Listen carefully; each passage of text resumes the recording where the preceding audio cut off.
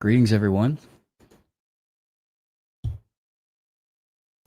Welcome, welcome, welcome. Join us, please. We are officially live now. I wish I had some music to play right now, but unfortunately, I don't. Which kind of sucks. Still working on figuring out this whole streaming apparatus. Welcome, welcome. Join us. Today's going to be a special episode. The sound is good. That's good to hear. It's usually not. Welcome, DJ. Welcome, Mark, Ashley, Dean, Dominier. Good to have you back, brother. Welcome back, Rick. Special Hal. Oh, you know about all my special disabilities, Thomas. Welcome, Guardian, Jen, Cornut. I need to play the Civil Rights Lawyer's jingle on my guitar. I think he plays that on banjo, and it sounds really fucking hard, to be honest.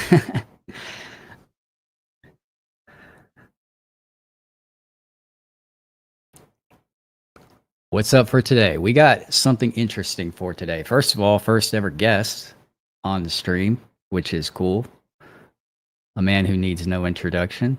And then he and I are gonna, have some discussions. We're gonna talk about a couple of police interactions. Then we might do a little Q&A if you guys are into that. And we'll see where it goes from there. Join us, hop in. Give about 5 or 10 minutes for people to hop in here before we get into the dialogue, if you will. I really hate, why do that? Why come in here? Why come into a live to advertise another live? It's kind of annoying.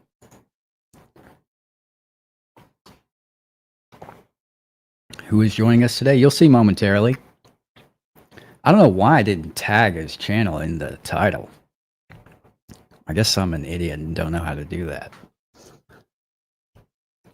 2 doofuses in the same room. You're damn right. That's exactly what today's stream is going to be. A couple of doofuses. Doofus eye, if you will. Just popped in to say hi. I'm going to hang out with the family at the National Light Out with the local police. Oh, cool. Enjoy it. Have a good time. Thank you for popping in, Jordan. Glaucoma, good to see you, brother. Is there a reason for removing the whole part of what are we going to go through? Part at the beginning of the videos? Yes, there is a reason. Because it just kills the momentum of the video. And honestly, it doesn't really serve any real purpose because you will see through the course of the video what we're going to discuss. So just a time filler that just didn't really serve a legitimate purpose. So had to cut it out of the editing workflow. You're not going to hang out with police? Yeah, well, today I am, technically, at least to some degree. Can we go into detail about Texas ID law tonight? Well, it's pretty straightforward. I mean, 3802 is one of the most, I think, clear and straightforward identification laws that you can get. And also one of the most forgiving in terms of leeway to the citizen. But maybe we can talk about that. I don't know if we're covering, I don't think either of the interactions we're covering today are in Texas, but if we get to the Q&A section, you stick around, be happy to give you our thoughts about that. The new Tennessee ID laws? Well, that's something James would probably know quite a bit about, actually.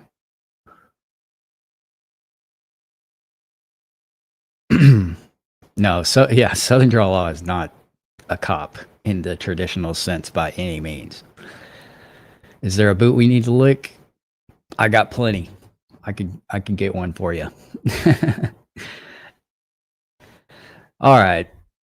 We got a pretty decent amount of people here. Might as well go ahead and get into the banter. Today's guest, as you've likely figured out, is James White. He is a former police officer, former prosecuting attorney, and I guess he still is a criminal defense attorney. But yeah, that's who's joining us today, and that's who I'm about to add to the stage right now. What's up, brother? What's up, guys? Thanks for having me on. You looked a little shocked when I added you in. Well, Sorry. I didn't realize. I was just worried that whatever I was looking at on my screen was going to be shared with the world. So, thank goodness. No, you're good. Tatiana, whatever her name was, disappeared. Jeez Louise. What's up, guys? What's up, man? So, like I said, you guys, I'm sure, are familiar with James and his work. I mean, his channel is fantastic, and something you guys may not know is that James and I have been in contact for months now. We've been talking. What was it back in April? I think when I first hit you up. Yeah, so I think it was. I think it was like after maybe that? January or February. And Okay. It's hard to tell because I've deleted Tinder since then, and I don't even remember which way you swiped to find me. I do remember that it was weird when we realized who each other was. We actually had to meet in person. So yeah, I sent him the DM. Oh, it's Snackbuster. He's there. Hey, Lackluster, my Hey, man. Thanks for checking in, bro. Good to see you in the chat. We got a bunch of legends here today, I guess. Well, if you're counting all of Philip's personalities, I saw he was already talking some shit down there. That'd be Fairlane 32. Two doofuses in the same chat. I guess he's wanting us to believe that he only has two personalities, which is not true. All right. Yeah. That's Moke says, wait, other auditors. Wait, can I do this? Oh yeah, check that out. This is something new for all the people who are joining the stream. I can highlight a comment and it'll show it on the screen. That's crazy. You guys have seen my wife. My wife's a smoke show. I have no interest in Tinder. But anyway. But if it was me, if it was you, I'd be like, yes, that guy. I'll be like, yeah, he's the one that can turn me. So I want to kind of dig into a little bit of, obviously we know your credentials, but I don't think many people are familiar with how you go from being a cop, a prosecutor, a criminal defense attorney to a YouTuber. That's a transition. So, I mean, I was curious if you would, walk my audience through that.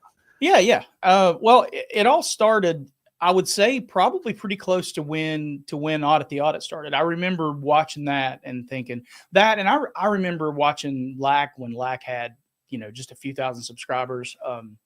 John Bryan when he had just a few thousand subscribers. I've kind of just been like a consumer of the content, and I always kind of felt like, there's like a missing piece of this, which is how the cops think.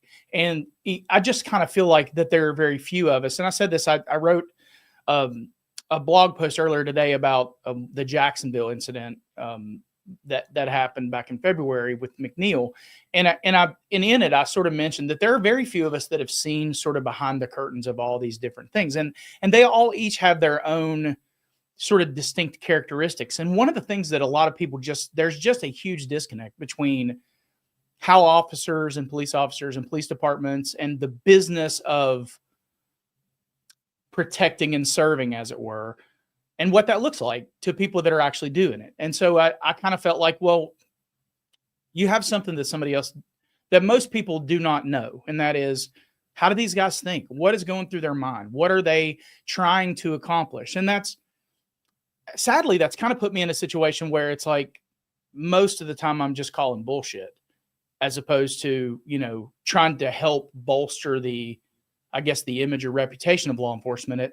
I found myself, because, you know this, when you start a project, whether it's Audit the Audit or this or whatever, and you have an idea in your mind of how you think it's going to manifest. And then it actually plays out and it's wholly different. Right. And so that's kind of where I am with my content. It's not what I expected to be talking about. but it is where I think I've found the greatest need for the commentary and the sort of exploration of the behind the scenes stuff. And that's kind of, it all really was born out of like just an interest in the subject matter. And then, what I thought I could add. And I try not to talk about stuff if I feel like I can't add something different. And so I've just found, as I was watching these videos, I'm thinking, well, I see that a little bit differently. And maybe that's because I'm weird and my brain's messed up, but even if that's the case, it's still a different perspective that can be considered in the grand scheme of things. So that's kind of, it really started as fandom and turned into something else. So, Well, that's almost parallel to my same journey. I knew about the First Amendment auditing community when I was like a teenager, just surfing the internet, when YouTube was the first around. I mean, I don't think people realize that First Amendment content has been on YouTube since basically the very beginning of YouTube. yeah. And that was a community. It's one of the oldest communities, I think, on YouTube. And a lot of, I started my channel as an audit the audit channel because I felt as though there were a lot of auditors who were, perpetuating misinformation amongst that community, and that I had some perspective to add too. And the interest was really born out of graduating from journalism school, starting to work for different newspapers, and eventually writing my own articles. And for whatever reason, I ended up just covering SCOTUS blog for a long time. And that eventually led me back to the whole First Amendment community and stuff. So, yeah, very much a similar path in that way of like finding a better way to accomplish your professional goals outside of, the professional industry, which was, it's a nice thing to have these different platforms for that kind of exploration with that kind of credibility. One thing, I wanted to say is that the coverage that you did on the McNeel case was very good. And so was the coverage you did on Long Island Audits incident. If anyone in this chat has not seen Southern Draw Law's video covering Long Island Audits incident with Brian Fahey, I highly recommend you check it out because it was by far the most thorough explanation of the whole situation. And so I think that you're better here in this space. I think you are I appreciate contributing. that. Yeah, you're doing well, man. I appreciate that, man. I'll, the funny thing is, I've talked about this before, to sort about this, like the loneliness of objectivity.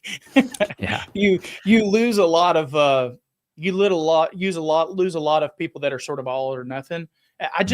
Once you understand how like if you ever looked at like a diamond up close, like under a mic, all of those facets and cuts and different ways that the light can reflect and all that stuff is the same way this stuff works. It's very, very nuanced. And, I think it was Albert Maysles that said that tyranny is the deliberate removal of nuance. You cannot ignore how, like, for instance, the McNeel case literally is wholly different if it's raining as opposed to if it's not. That was one of the things that when I was first analyzing, and this goes to show the gap in knowledge between someone like myself, who is just a citizen journalist, and someone like yourself, who is who has been a practicing attorney and, basically still is that I don't have a lot of the fundamental knowledge when it comes to interpreting law that requires me to go a little bit of a layer deeper that you've already, put the time and effort in to understand. So like when I was looking at that statute, I was looking at the word during and thinking like, there could be a lot of different ways of interpreting that word. But when I heard your, coverage of it, it just made sense that like, why would you even interpret that word in a different way? It's like, you can clearly see what it means on its face. So I was tripping myself up over something that a seasoned attorney would have never even saw as like a roadblock, So well, and the thing is, and the part of what I said in my Substack article when I wrote the companion blog to it was that, like, I watched Bronca and the lead attorney on Brandon Tatum's live stream when he invited them on, and he was, to his credit, he brought them on to kind of tell him where he was wrong. But one thing that they said, and they're right, to be honest. So the thing about lawyers that we all understand, the thing you learn day one in law school is that reasonable minds can differ. It's literally the first thing they tell you. You can look at the same set of facts, the same set of circumstances, and read the law, and both of you be reasonably approaching it in good faith and come away with two completely different interpretations as to what's going on. And that's how you can whore yourself out to people who might walk into your office and pay you to represent them, right? I mean, I always say that lawyers are these like sort of empty vessels, and that is because we have to be able to absorb whatever version of facts are that belong to our client, and so the issue is that these guys are right. They're saying essentially, yes, in Florida, and this is true, I've seen it happen. You could be observing a vehicle that's 50 feet ahead of you that's in a sheet of rain that you're not in. Yeah. So is it possible that McNeel was illegally not using his lights and the officer behind him was legally not using his lights? Yeah. And then the other thing that they brought up, which was interesting. So the answer is yes, it's possible. And if that's the case, then all the rest of it, just the same way as if it's not raining, everything that happens with them dies as fruit of the poisonous tree on the vine. All of that bullshit dies if it is raining, right? Like none of the rest of this stuff matters if it is raining, except when we get to like the excessive force and all that. But again, as far as the legality of the original stop, if it was raining, then it's fine. Pretext doesn't matter under RIN, which because you've spoken the word RIN a million times on Auditing, right? You know what RIN is. Yeah. And it's the whole point that I was trying to make, and where I think that my experience guides, is that if you look at the timeline from what happened, this happened in February. Well, we have a contemporaneous account that was offered by the police officers in February, right? So if there was something important that we should have known about this interaction, it should be documented from back in February. So we don't have to assume, and that's what I mentioned in my article, was that, Bronca and the lead attorney kind of went back and forth about what it means to speculate. And what I say is that you don't have to speculate. You can infer from what was said and what was not said based on your understanding of the way things work. And specifically with me, based on my experience, I can infer that, look, I was on a police department that if you drew your gun and you pointed it at somebody, you had to write a use of force report. Every single time you touched somebody and they didn't put their hands behind their back, if they actively resisted, if they tensed up and you had to use any force whatsoever on them, you had to write a use of force report. So one of two things is true in this case. Either A, the gentleman thought that the strike through the window, whether you characterize it as a palm strike or not, which I've got it broken down through the video editor, it is a straight palm strike, like Boss Rutan style, right to the face, right? And I believe the reason it's a straight palm strike is because I think the officer broke his hand on the first couple strikes trying to break the window. So I believe that the reason that is the case is more self-protective than it is tactical. Interesting. Okay. I also think if you watch the video, and I don't know if you have it queued up or have the ability to bring it up, but there's a noticeable difference in time from the time that the window broke, and then he said either get out of the vehicle or let me see your hands, whatever. But there's it may not be a whole second, but there's a period of time where the officer recognizes that there is no window, right? Because he unlocks that the door hand in with a different level of enthusiasm, we'll say, on that strike than the others. And so you don't have to speculate as to what's going on here. Yeah, it's reasonable. It's that bullshit. This guy knew exactly what he was doing. Okay. He put that hand through the window because he was mad. And you can tell the difference in the tone of his voice. And that's, to me, where we cross into this reasonableness problem. Because, and look, neither of our audience is full of people who believe in the mythical beast that is the objectively reasonable police officer. Okay? You might as well go find a fucking zebra striped Bigfoot out in the woods. Yeah, right? I made that point in my coverage. Yeah, nobody really believes that, but that's the mythical beast that exists. That is upon which the court draws all of its conclusions. Right? No objectively reasonable police officer would make the call that I need 38 backup units, all of which standing at the ready on a felony traffic stop. We've got him all blocked in, and all of a sudden he's playing for the camera, step out of the vehicle, and he's been fairly calm, right? And then all of a sudden when he's getting ready to break the video, you can hear the difference in the emotion in his voice. And it is a loss of temper. It's rage.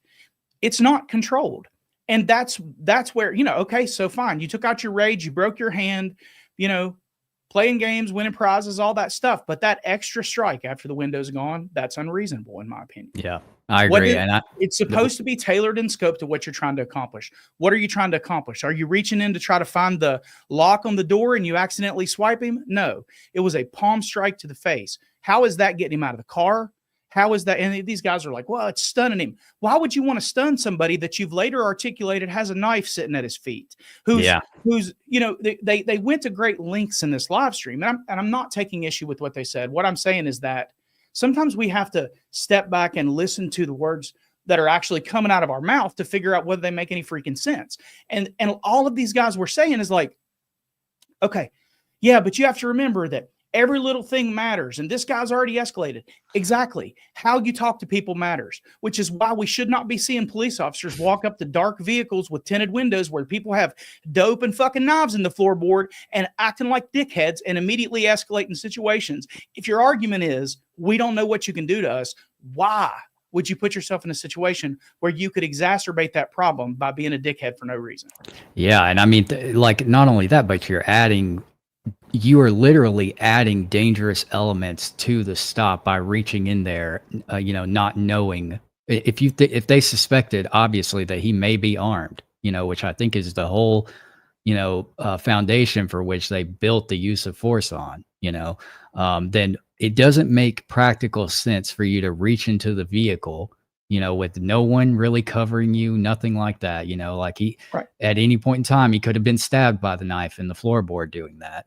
It doesn't make any sense. But also I wanted to say that it's interesting about the objective reasonableness standard, because what Tatum tried to do at first was try to use the logic of the objective reasonableness standard to justify the stop based on what he now knows about the stop. So he just took away the whole point that the objective reasonableness standard is supposed to be viewed from the perspective of the officer on the scene at the time. We can't take the knowledge of the knife or all of the him possessing drugs or anything like that into consideration when we're evaluating this, because it's irrelevant. And I think the lead attorney checked him on that in the middle of that conversation. Because I guess you said you didn't really. No, I haven't seen that. But the lead attorney checked him on that point. He said, "Look, we don't get the benefit. Hindsight is a luxury for the courts. We don't get the benefit of saying, because here's the thing. How is that any different? So we talked about this in the Senatobia, Mississippi case. How is it any different to say, well, that person's black, they probably got dope on them, or that person's driving a shitty car, they probably don't have insurance. Like, it's a hunch, right? Yep. So if we're going to allow hunch, that really is not that far divorced from the general warrants. Yeah. That was the predicate for the existence of our country. Right. Yeah. The whole Fourth Amendment is built on this notion that you don't just get to assume things about me because of your position versus my position and then satisfy your curiosity and find ways to charge me with crimes. No, I have a line drawn here that is supposed to protect me from your fucking curiosity. Okay. Yes. And you only get through that with certain passwords. And the password ain't, I'm doing an investigation, bitch. It's evidence. Okay. That's how it works. Yes. Thank you for saying that. One of the things that I've found myself talking about a lot since doing these live streams and being able to just kind of say what I think about an encounter is that officers seem to either be being trained this way or just stuck in this pattern where they arrest people first and then they conduct the investigation instead of the other way around, And I don't know how this has become such a prevalent thing in police culture, but it seems to be like they're being trained that way. Do you have any insight on that as a former cop? Well, so I will tell you that the sort of the actual answer to your first question, which is how did we end up here with you being on YouTube, really started with me in law school because and that was only, I've only been a lawyer 5 years. I didn't get licensed till I was 40. I was late to the game. And so I don't have decades of experience as a lawyer, but I do have decades of experience with people and in law enforcement and that kind of thing. And so what literally this happened to me, I was in my late 30s and I was sitting in criminal procedure and we were discussing Terry versus Ohio. And it was literally the first time that I'd ever considered the fact that every single person that I ever got out with, like if I wanted to do what I would probably refer to as an a Terry detention lacking foundation. If I just thought somebody looked suspicious and I wanted to jump out on them, I would say, hey man, come over here and talk to me and put your hands on the car. If they did it, that's technically consent, right? I didn't threaten arrest. I didn't do anything. They didn't push back, right? That's how it went most of the time. Well, every single time, the reason I was asking them to put their hands on the car was so that I could pat them down for weapons, because I was taught that everybody you interact with, you pat down for weapons. Nobody ever talked to me about, I mean, we went through Terry versus Ohio in the academy, but nobody ever talked to me about the nuance or what it meant to be armed and dangerous, or what it meant to have objective information or reasonable information that would lead a person to believe that you're armed and dangerous. Nobody ever had that discussion with me. So it wasn't like I'm just running around twisting my mustache thinking, oh man, how can I bust up the Constitution today? It was just literally, look, the truth is this. People get into this routine. It's no different than your job, my job, whatever. We're just trying to get through the freaking day, draw the paycheck, whatever. And that's what happens with cops. They become complacent. They start thinking after about year 5, I'm going to have to figure this out, how to stay my 20, because now I'm so far in. It's who I am. It's who I think. It's how I think. Every person's eyes that I converse with, I'm looking for shiftiness. I'm looking for signs of deception. It becomes who you are. Well, And not only so, that, but dude, it ends up being the only skills you have too. So it's yes, hard to transition out. yeah, they don't translate well to like people that expect you to operate on good faith all the time, right? It's like you're Yeah. that guy. And Mhm. so it just becomes this thing. But what I did was I was just mortified. I was like, oh my God, I have violated so many people's rights unintentionally. And I was a guy who had, less than 10 uses of force in a 10-year law enforcement career. I wasn't somebody that was running around smacking people. Like I tased one person, I pepper sprayed one person in my whole career. It wasn't like I had, in fact, I was tasered and pepper sprayed more than I ever used it on anybody else, as just, being in the middle of the shit show and getting it. And so it was just, and people will come along and they'll say, well, what is it about this? You got to have so many hours to be a hairdresser, but you only have how many months to be.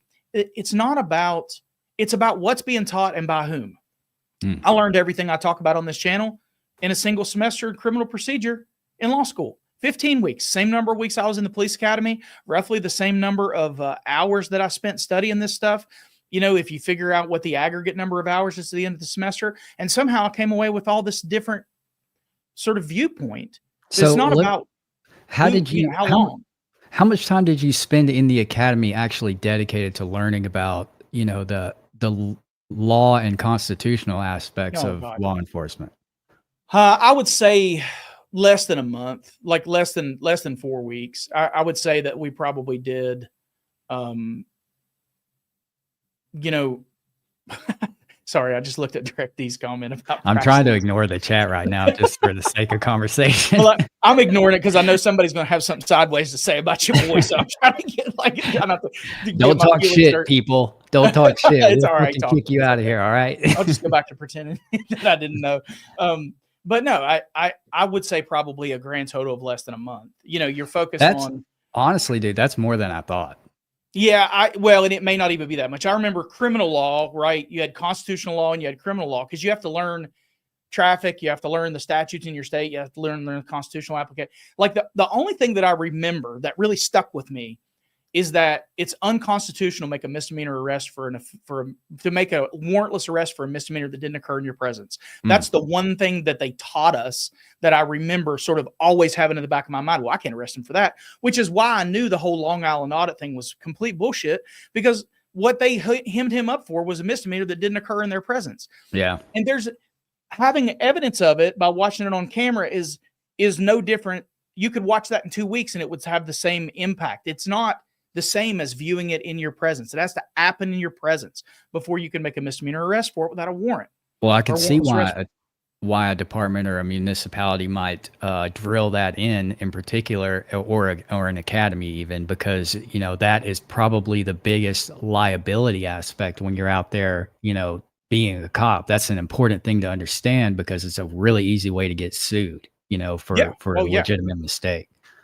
Well, but they don't care about that. I mean, they don't care about being sued because True. everybody with a camera tells them they're going to sue them. Nobody does. Yeah, that's You a know what I mean? good point. I Yeah. say all kinds of shit. Like I told myself today I was going to run a marathon. I saw some lady on YouTube talking about how she ran a marathon in the North Pole, and I was like, I'm gonna do that. And then I ran by a mirror and saw that fucking my BMI was going to be a problem related to running a marathon. Okay, so I tell myself all kinds of wild shit that ain't going to happen. Like starting tomorrow, when is the next Monday, baby? I'm cut down to 1,500 calories a day. That's funny. So it's not Yeah. necessarily that they don't have the intention of doing it. But hey, look, when I realized I'm gonna start a diet on Monday, and then I bump up against that box of super donuts I bought over the weekend, and then there's all kinds of hurdles. Is the point. And when you get out here and you're all worked up, and then you go talk to a lawyer, and they're like, oh, you really don't have a case. And if you do have a case, you can't afford to hire me, and I'm not going to take it on contingency because I'm probably only going to, you know what I mean? There's all these hurdles that people say what they're going to do emotionally based on some stimulus. It's not grounded in any sort of actual intent. Dude, man, and like even the best auditors are victims of this because I've seen, and I'm not going to name any names, but a couple auditors that I know personally that I think are great auditors.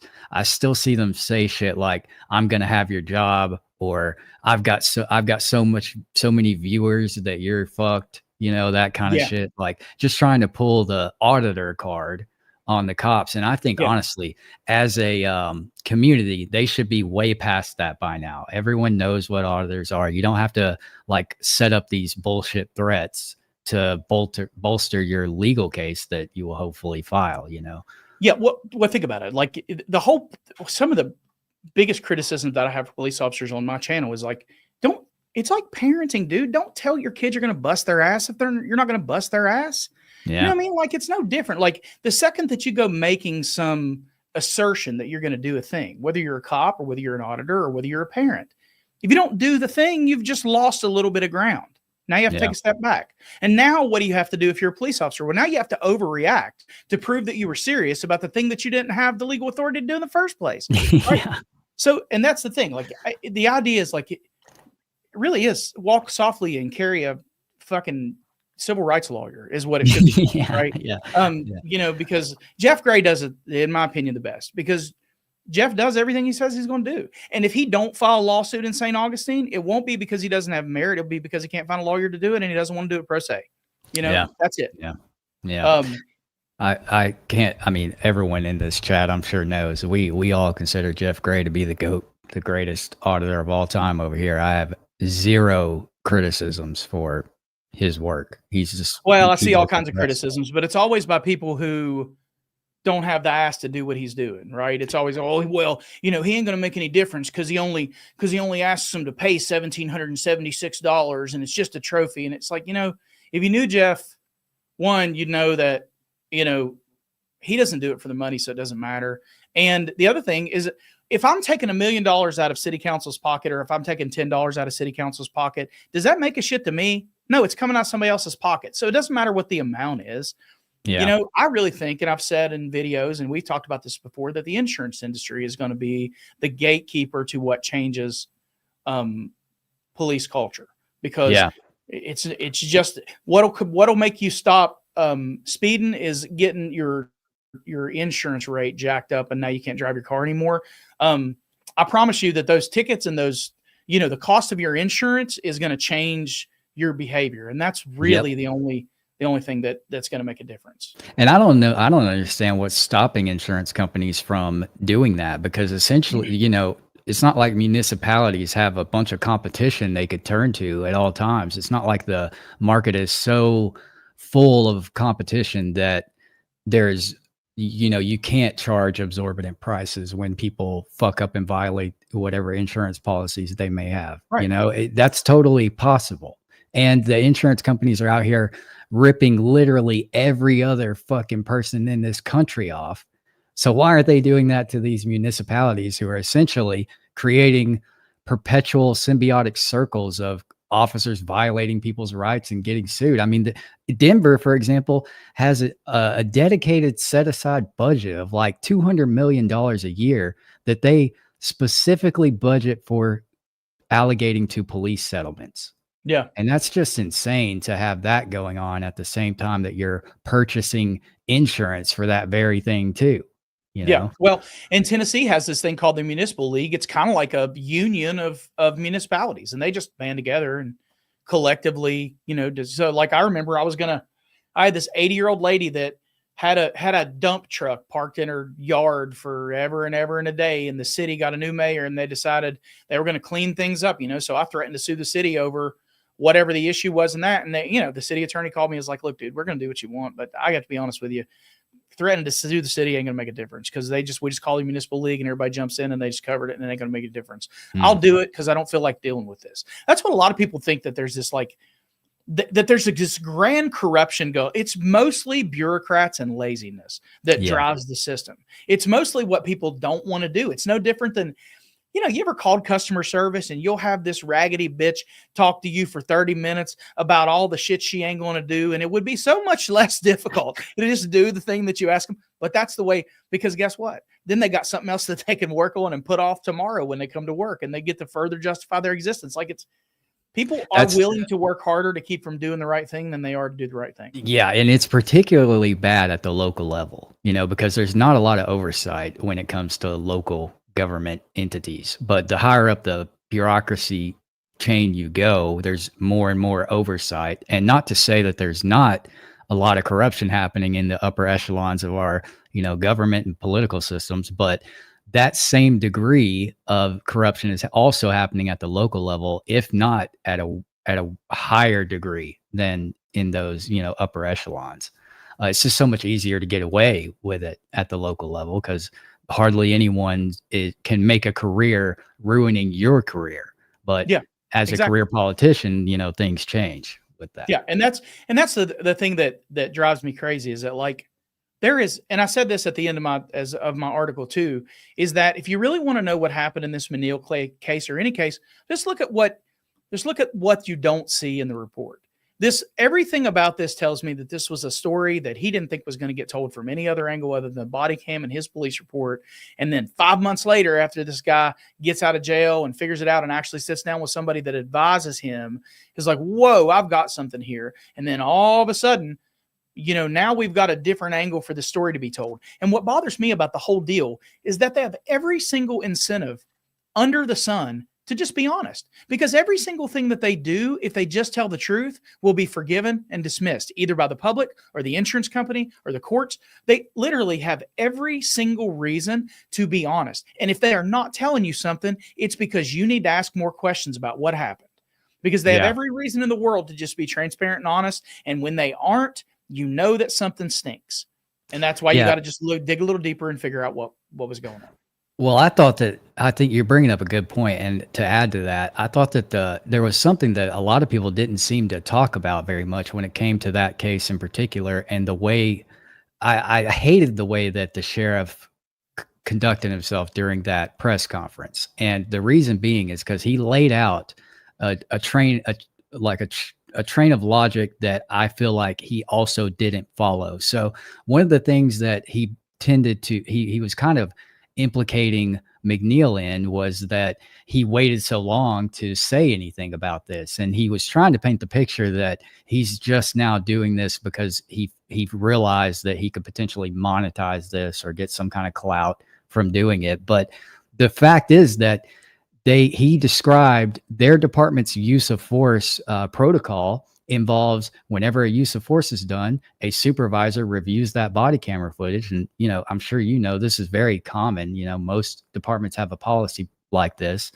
And so there was a point in time where a supervisory officer from that sheriff's office watched that body camera footage and concluded this was all a normal use of force, that was fine. But we're not putting the onus on that guy when it's suddenly McNeel's responsibility to go and file a complaint and make sure something's done. Well, but I will say this, and I do have to be honest with you. I did not watch much, if any, of TK's response to the press conference, because they all say the same thing, man. They're all full of shit. You know what I mean? Like I know,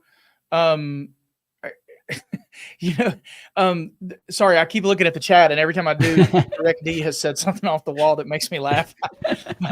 But anyhow, hold on, I want to highlight this one. Yeah.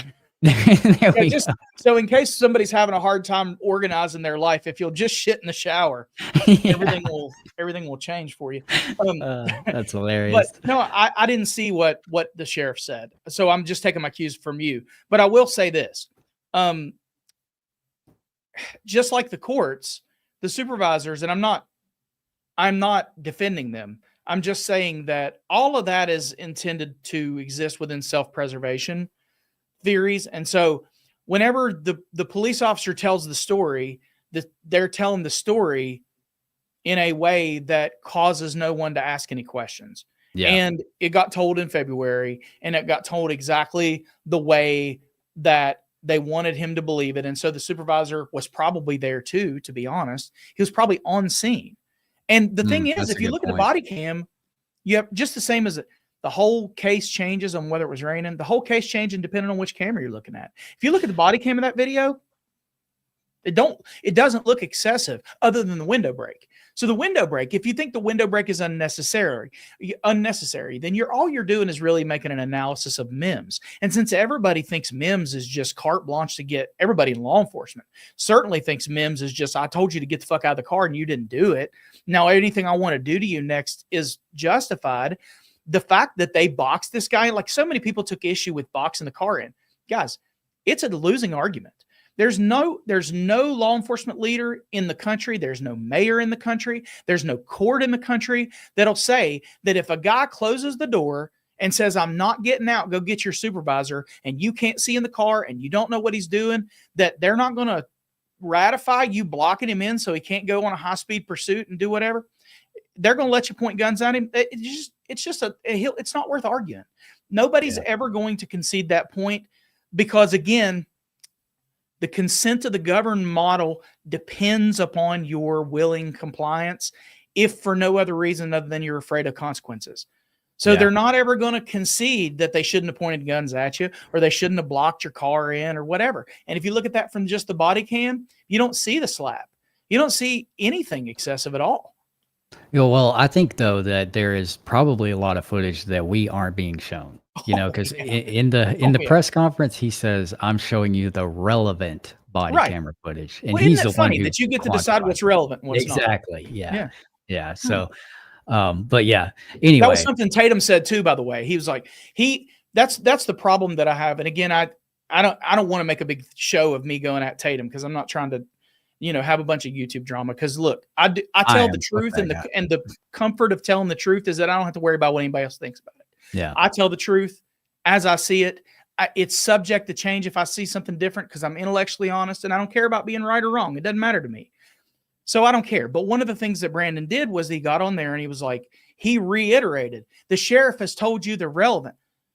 Are we really going to sit here and pretend like we shouldn't ask questions about selective bias or how do you determine what's relevant? I mean, he was doing the same shit when he was basically like saying, well, I'm right because the DA and the AG are not pressing criminal charges. Well, dude, you're saying that the people who have the most incentive not to are now that's where you're drawing the authority to make these conclusions. Come on. I'm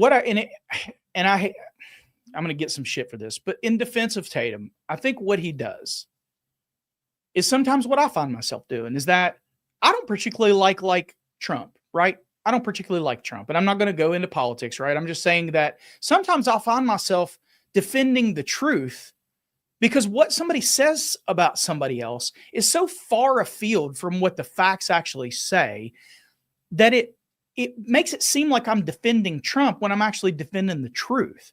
Because the thing that you said about him was so far deviated from the facts that I'm defending the truth, but it'll come off as, well, you're defending Trump. And I think what happens I just think that Tatum's channel mission is different than mine. Mine is all objective truth. I don't care about any of that. His is fighting what he sees as corrosive and dishonest media narratives. And so what happens is he goes completely over the top to try to defend against what he perceives as this, media narrative. And when it sort of dismisses the nuance. The And problem, the problem with that though is that people like you and I are the ones who suffer the consequences for that. Sure, sure, Because we exist in the media space where it's like if you are in the middle, you just get beat up by both sides. You don't find a lot of allies there. We were, as we were discussing sure. earlier. And I think that I think that the appetite for that type of content is so like heavy that it really lowers the bar for like what are the requirements for advancing this rhetoric. Yeah, yeah, It absolves them of having to have a fact based approach, and instead they can just offer critiques of the things that the other person got wrong, and yeah, base that in their own ideology that doesn't really have like a strong principle behind it. yeah, you know it's difficult to exist in this landscape as yeah. people like us, who just want to. We're stuck in the middle Yeah, and because a all we lot. have to work with is the truth, and it doesn't have any. It's not emotionally charged. If you Well, take a lot of emotion out of times though. most of this shit, people Well, won't even care about it. yeah, and it's the thing. What like this goes back to what you were saying earlier. Sometimes the objective truth overlaps with political narratives Yes, or things like that, and you get characterized as defending a certain position when really you've been on the same road you've been walking this whole time. It's just that there are new footsteps on this path now, right. The curves bump into our path. It's not that we're like trying to travel over, right? It just happens to go through these, and it's like I said again, I do not, I don't consume Brandon Tatum's content because he lost me as a serious commenter when he defended the Tyree Nichols thing and when he defended the Ahmaud Arbery thing. Yeah. To me, it became obvious, and you got to keep in mind that both Tyree Nichols and Ahmaud Arbery were not Tyree Nichols, but Ahmaud Arbery. The initial investigation into that was Bill Barr's DOJ under Trump. Okay, so Mm. it's not like this was like a political thing. It was Yeah. obvious to anybody with a set of eyes that didn't have a preconceived notion of.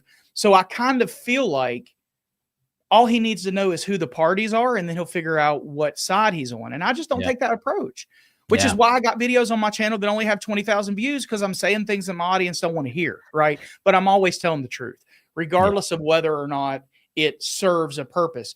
I don't need to know what the purpose is or who's playing the game. I need to know what the facts are, and then I will tell you where I land on it. And that's why I can be wrong about the McNeel thing, because if it was raining, everything I said doesn't matter, right? Yeah. Right. Yeah, that is the beauty of being intellectually honest, is that it's so much easier to admit your mistakes. You don't have to do this whole song and dance and bring a couple of attorneys on to tell you that you're wrong. You Yeah, can because just my whole say it. reputation doesn't depend on defending a side. It depends Right. on defending the truth, Yeah. Well, speaking of the truth, let's lay down some truth. I got Let's do it. two police interactions lined up for us to take a look at, and you know, this will be basically like a raw reaction. So, talking to the chat now, don't expect some thorough, deep legal analysis here. This is just another stream. You know what to expect here. But Yeah. Hey, I just want to say, just for the record, just because I might have to end up having to go initiate some sort of legal process against Fairlane 32. He says he'll always get my back. Philip, I do not trust you behind me. I just want to be there. I just want to be clear about that. I appreciate your support, but I need you to be at my 12 at all times. You are not permitted at my 6 in any circumstance. that's I'm just funny. joking. Let's talk about the police. Yeah. All right. So, two videos. One of them today is going to be an exclusive, as far as I know, anyway. I had this person submit this interaction to me through the private forum. Okay. Private forum thing. So, as far as I know, no one has seen one of these interactions. But before we get into that one, the exclusive one, I figured we would take a look at this interaction, which is one that BPcast uploaded recently, and it is called by a channel called Already Canceled. Yeah. I saw this one. I saw this briefly because I had Judy Kincaid. Shout out to one of my originals if she's watching this. She actually sent me this in email and asked me to break it down. There just really isn't a lot here that I could make a whole video out of, but there are some things I can say about it for sure. Well, that's kind of the whole point of this live stream, is covering stuff that there's not a ton to add, but we might as well say something about it and kind of spread the word, if nothing else.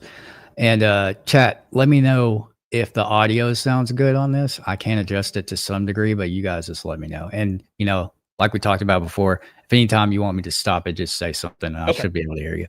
All right. But all right, let's get into it.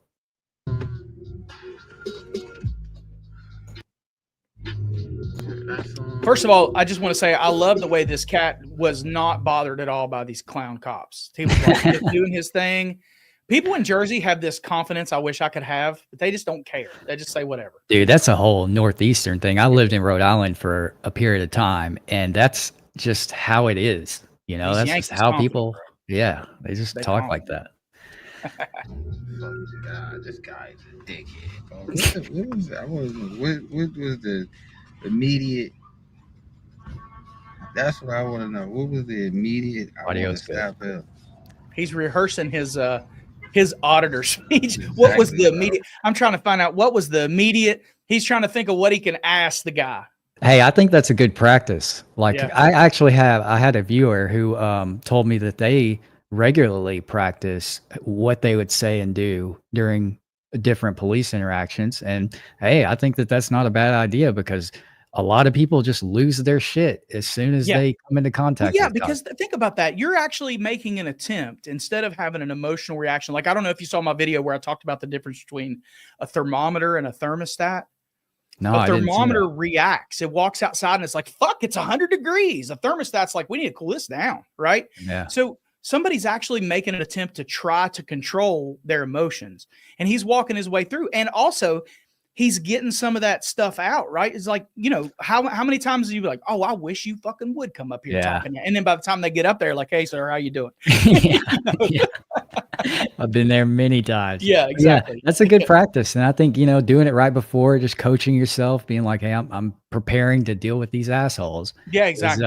That's a good practice to have. But like, what was the immediate? I want to stop him. What's up? What's up?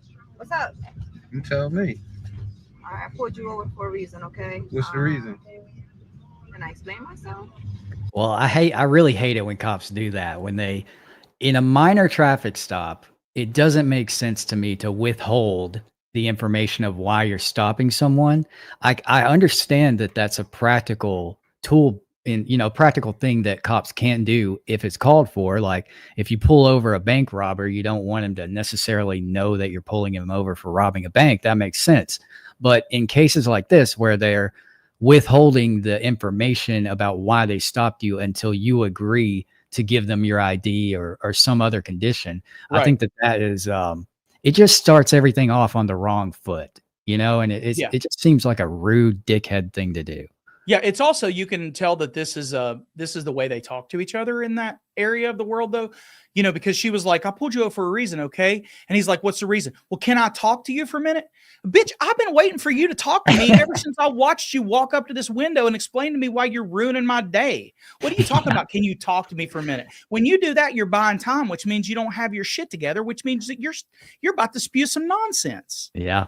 Yeah, that's totally legitimate implications to draw from that kind of behavior. Hey, PF Dennis, thank you for the $25. I can show you on the screen now. This is one of the benefits of this streaming software. You need to start buying up some restaurants, bro. When I go to PF Chang, they take my money. They don't give me nothing. PF Dennis, yeah. That'd be a good restaurant. And you give people money every time they come. That's fine. Exactly. All right, let's get back into this. What's the reason? Okay, I pulled you over because it was a domestic that went out in this vehicle, a silver Honda Accord. This is a dark silver Honda Accord, and I'm not doing domestic violence because you stopped me and I'm middle driving Lyft. So how could I be in the domestic violence? I was just asking. I see you. Well, I think it's important to mention that this traffic stop actually wasn't predicated on some type of traffic infraction, apparently. Yeah, there's Yeah. some dispute as to whether it's a traffic stop, which actually becomes relevant in a minute when this officer at the driver's side window makes a silly statement. Oh, okay. Well, let's get to that part then. And Yeah. then we'll talk I'm no about it. female in here. I was just making Oh, sure. Apparently. Okay? Yes. All right, so I can get back to work. Damn, bro. That's New Jersey for am I detained, by the way. I can get back to work. Sure. Where you coming from? I'm driving Lyft, so I'm coming from dropping somebody off and going to pick I know, somebody else I'm up. saying where you dropped them Did you off. see that note on the video If I volume? wasn't in What's it? Is the volume too low? Somebody asked if you could turn it up a little bit. Yeah, I think I can. DJ Hot Toddy, who for some reason wants to be taken seriously with a name like that. I don't know what's going on here. Hot Toddy. Where's my settings at? Oh, I guess I can't turn that up for whatever reason. Listen closer, Hot Toddy. Yeah, just turn up your volume, brother. Sorry. You're gonna have to be playing with your volume knob on this one. the domestic, there's no female in the car, right? Yeah. So that would say that I'm apparently doing something. And if I'm showing you an app that shows that I'm No, all going I to asked was somebody where else, you came from, your last drop off. Camden. I know, but where? What street? Why? Why does that even matter? Let me ask you this. Would information like this, so he's in possession of, I would say that where he just dropped someone off, that's information that belongs to Lyft, right? So is he even in a position to be able to divulge that information to these cops? This is not fair because I've watched it and you haven't, but continue to watch it and you'll answer your own question. All right. What street, sir? Why does that matter? I'm trying to see what street you came from. Why does that matter?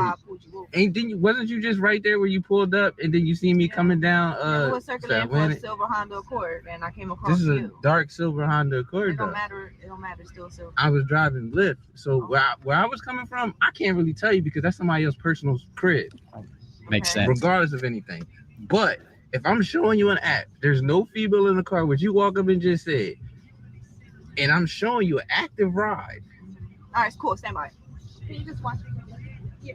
So, it seems to me like he's pretty well dispelled a lot of the suspicion about him being involved in some kind of domestic dispute. Yeah, I think this was so there's so much ego going on with the female officer here that I can't tell whether there was actual reasonable articulable suspicion. But what I gathered from this interaction was that there was somebody in some close proximity, but apparently not very close, that somebody attempted to push them into a vehicle. So the call was somebody in a silver Honda Accord was trying to essentially kidnap a person or take somebody against their will. And this is it turns out it's like 5:30 in the morning. And so he was somewhere close to that area, but he's also suffering from the fact that he's one of the only 8 cars out on the roadway at 5:30 in the morning. And I think it was kind of silly for him to make the distinction. Well, this is a dark silver. What dark silver is not a thing, bro. It's gray or silver. Yeah. You know what I mean? Yeah. I think that was a bad thing to say because he's basically confirming what she's looking for. I actually agree with you because he should have dispelled it. But again, cops don't know how to come back down the stairs. They only know how to go up the stairs. That's a problem, right? They don't know how to walk back down the stairs. Once they're there, they stay there. They feel like they have to stand their ground everywhere.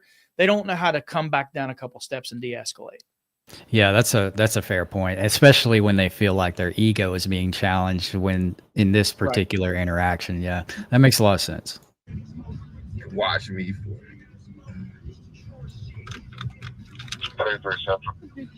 That's wild, man. Red Solo Cup.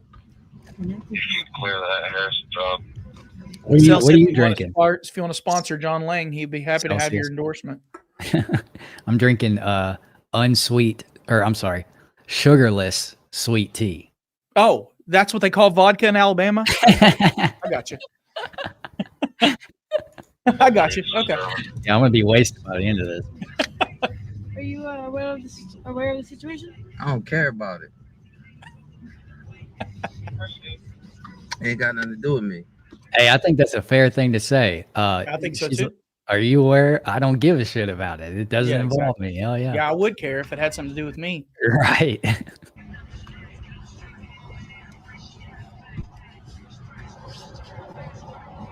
Oh, should have grabbed some napkins at that point. This ain't even a traffic stop. Right here. Is he about No. to say something? He's not interacting with that guy yet. When he starts interacting with that guy, you'll see the point.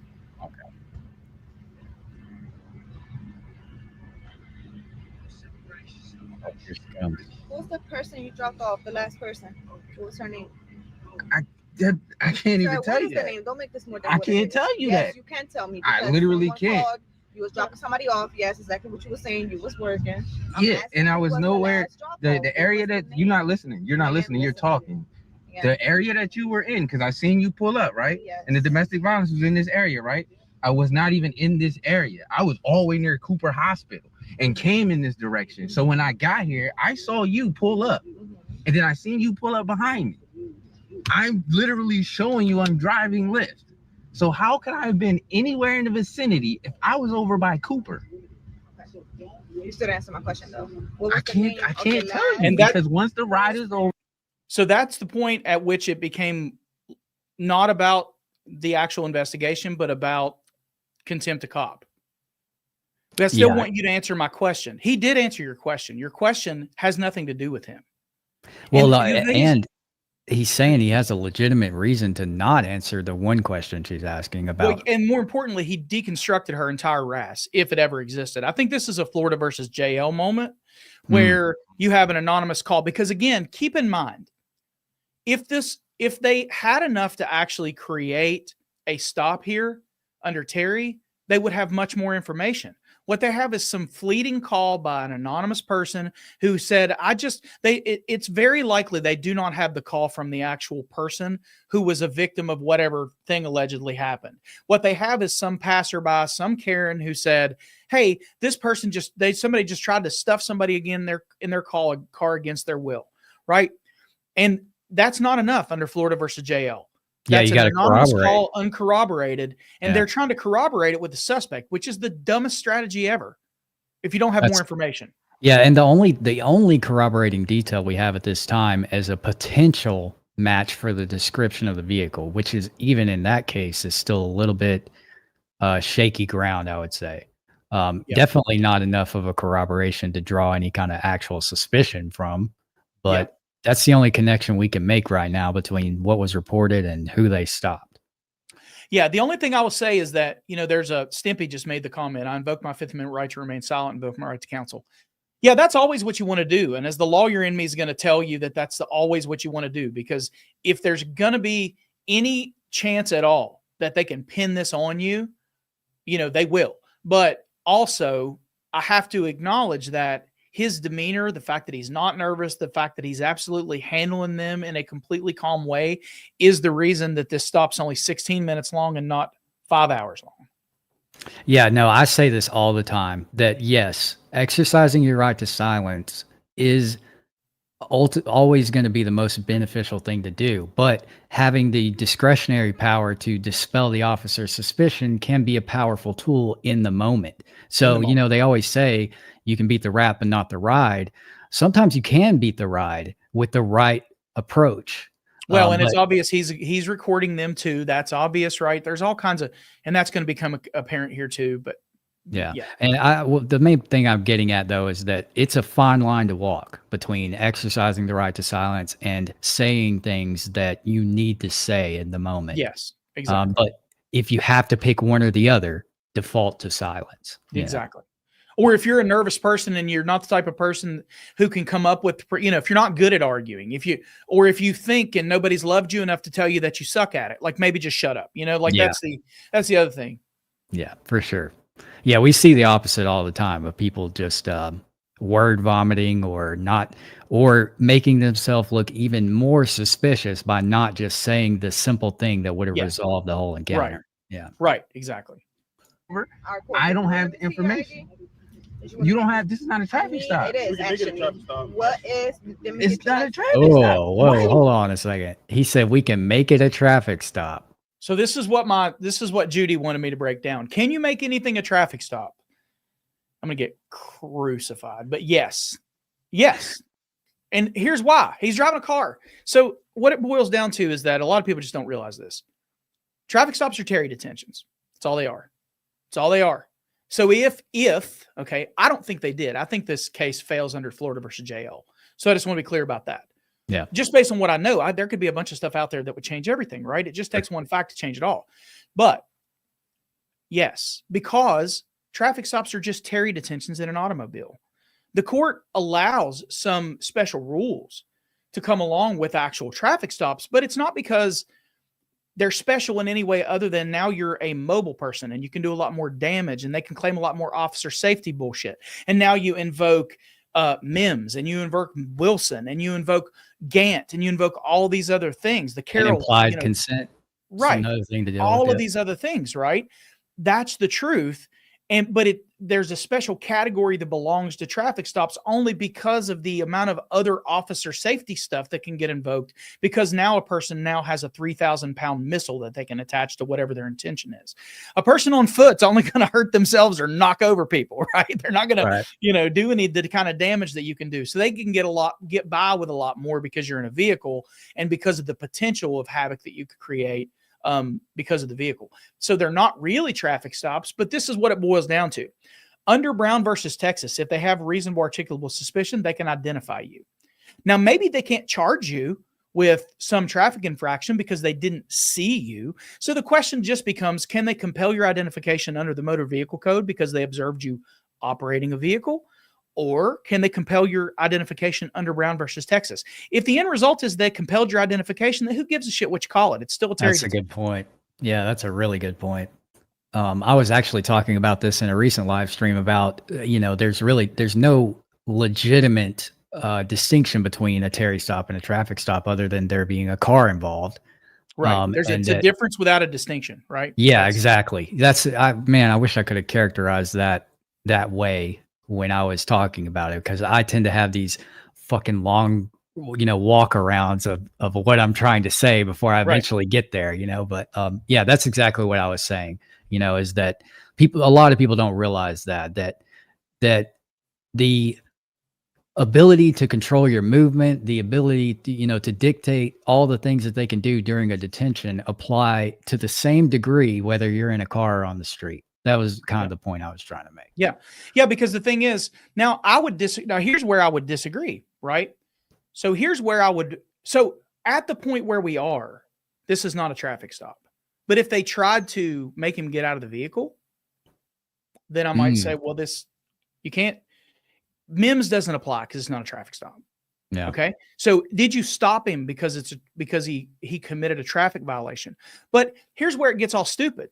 If he was drunk, they could charge him with DUI because he's in control of the vehicle. So he's operating for the purposes of DUI code. So the answer is it depends, just like every other answer in law. Well, let me ask you this. So let's say that they did have enough RAS in this situation, and this is a legitimate Terry stop that's it's taking place in a vehicle context, but the analysis for this wouldn't necessarily be within the scope of a traffic stop. So you're saying that they wouldn't have the authority to dictate his movement if it wasn't, so they can't pull him out right now, even though if they had reasonable suspicion to suspect that he might be involved in a crime. Well, so that's the thing. I do think that they could, I guess what I mean is that Mims just isn't the justification for it. It would be that that anytime that you can detain somebody, you can probably control their movements. That's the answer. Yeah. So whether it's Terry on the street or whether you're in a traffic stop, you can probably control their movements. It's just that you can't use Mims as the justification. Right. Is what I was basically saying. Right. Yeah. Yeah. And I was trying to make the point that, although Mims does, I was trying to make this point in the previous live stream where I was discussing this, that although Mims is the deciding case law for how they control your movement in the context of a traffic stop, there is other litigation and cases that I'm sure would dictate that same authority in a interaction that took place on the street, not just in a car. And think about this. You're the most well-read non-lawyer I've ever met. You've read more case law in your time running Audit the Audit than any lawyer I know. Okay. So how many times have you read two fucking bipolar decisions from the same court on an almost identical set of circumstances, right? Like the truth is that courts will disagree with themselves. I think we lost him. You guys, let me know if you guys can still see. He disappeared. So I don't know.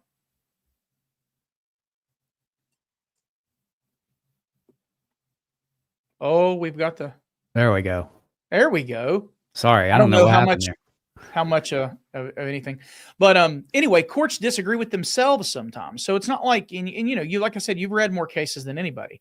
So you could take the same exact court, the same federal circuit, and have one little distinct difference in the fact pattern, and they're saying different things about the same thing, right? So That's true. you can't really it just depends. It always just depends. And so DJ Hot Toddy made the comment, I think they had RAS until it was dispelled.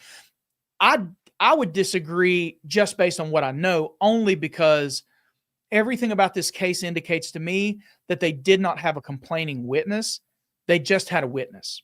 So the difference between a complaining witness is somebody who could actually bring charges because they're also the victim of whatever happened, right?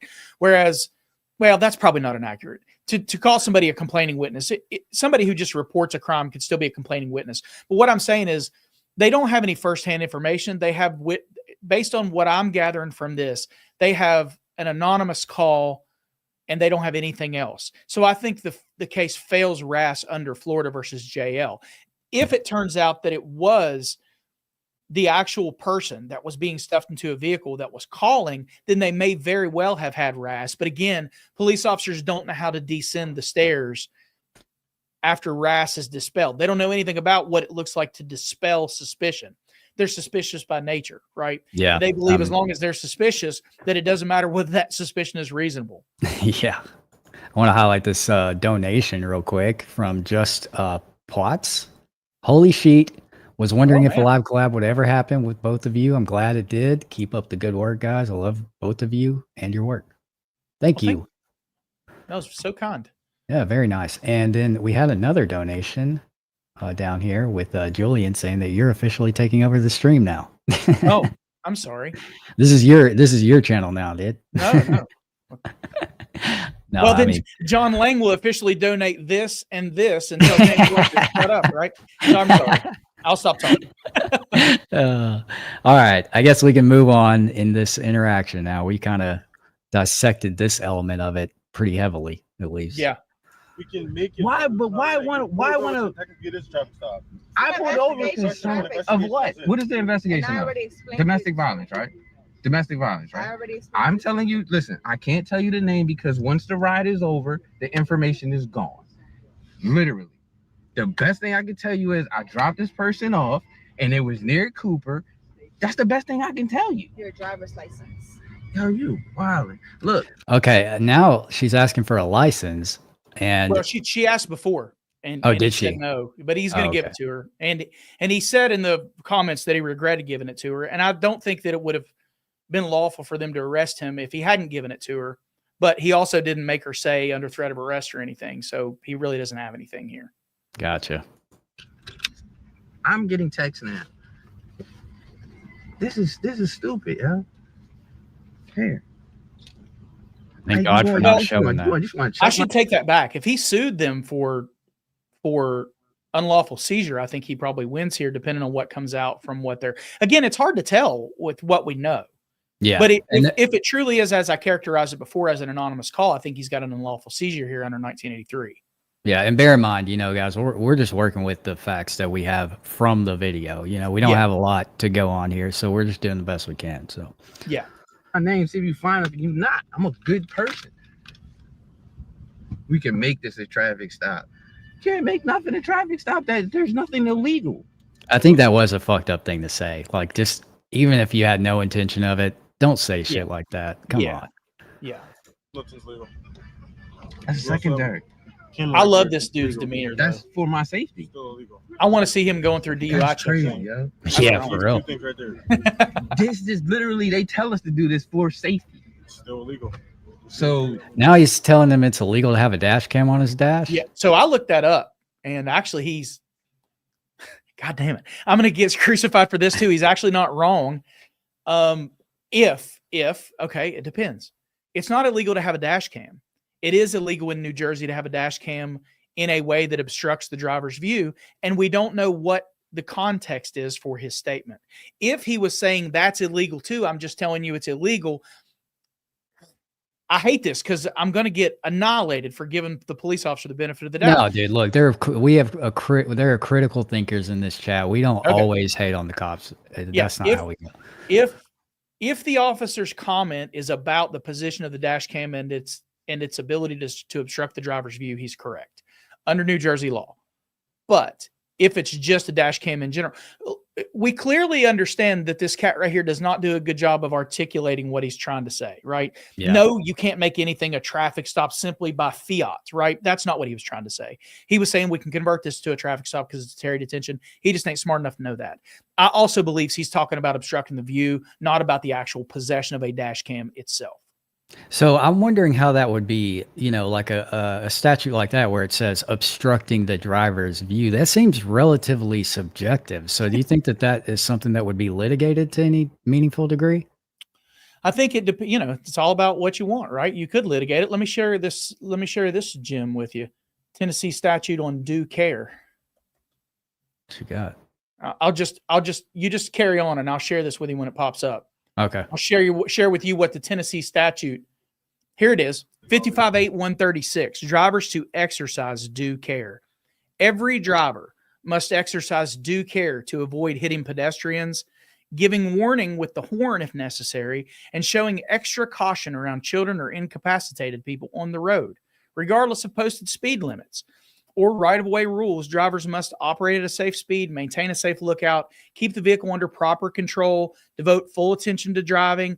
It's a catch-all for anything they want to charge you with. And let me tell you, there ain't been a whole lot of successful litigating to get rid of this law. It's the most subjective thing I've ever seen in my life. That's what I was thinking, man. Just everything about every single clause of that sounded highly subjective. It's all subjective. And I think that actually that was ChatGPT giving me more. I think the actual law, I'm going to look it up now. I think the actual law just says they just have to exercise due care. Wow. I can't believe that's a law. Like that, dude, in Tennessee, it's a Class A misdemeanor to refuse to roll down your window to let somebody do a tint test. Oh, what the hell? Class C misdemeanor. So they have a statute that forces you to incriminate yourself. Exactly. Well, and then we get into the fun argument about, do you have a reasonable expectation of privacy in the film between your window panes? Yeah. I mean, and then as rolling down your window, is that testimonial pursuant to the Fifth Amendment? We get all kinds of dude. I kind of think that is, and I know I've seen that a lot of time. People. There's a common thread in a lot of police interactions when, especially if the person is somewhat informed, where they'll just crack their window a little bit to communicate with the cop, and the cop's like, "No, you got to roll that shit all the way down." And I can see argument both ways. One, if it's specifically dealing with tint, then it does seem like that could be an incriminating act, and you shouldn't be forced to participate in this officer's investigation. But also, I mean, the officer likely has reasonable suspicion to suspect the tint being a violation. So it's kind of this, dual-edged sword here with the law. And that's the thing that, they just came out like it's literally a Class C misdemeanor if you don't volunteer to let the officer do the tint test. That's so wild. I mean, that's crazy. Yep. Interesting. That is crazy. Y'all really just want to. I'm just saying, I'm letting you know. That's it. That just makes no sense though. Because it's like you want to bother. It's funny. He could actually be part of this chat. Yeah, he really exactly could. What we just said. Yeah.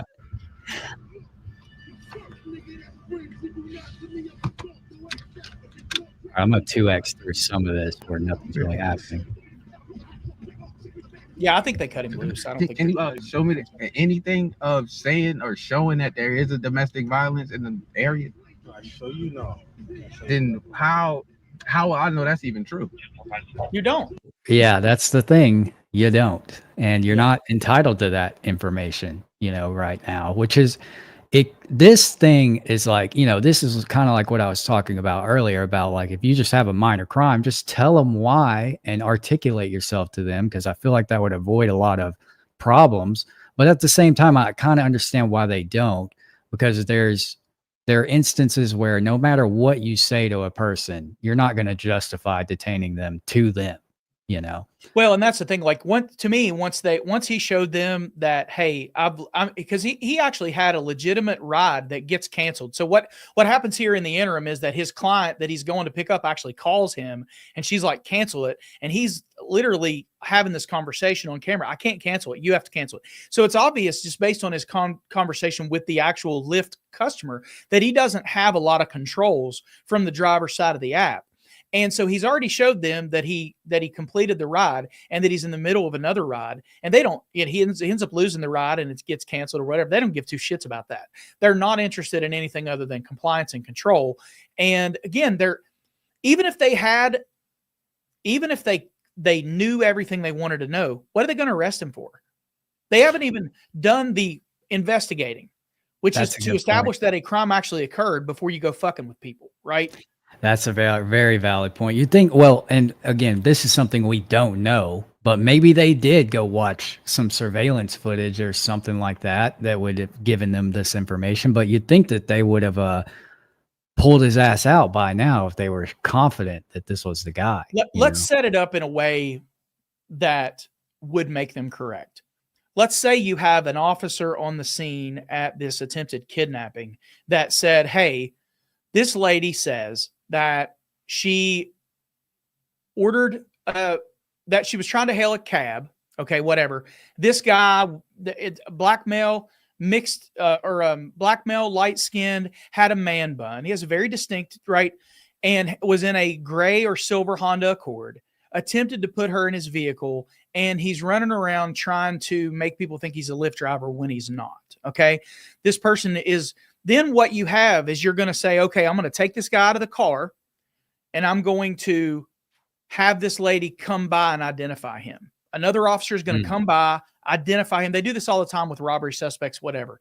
Then you have a legitimate information that you can build a case on. But if you don't have a victim, then what are you going to do when you find out everything you want to know and you can't attach it to any crime that happened? So that's why we know that they're not doing the things. Again, this all goes back to what I said about McNeel.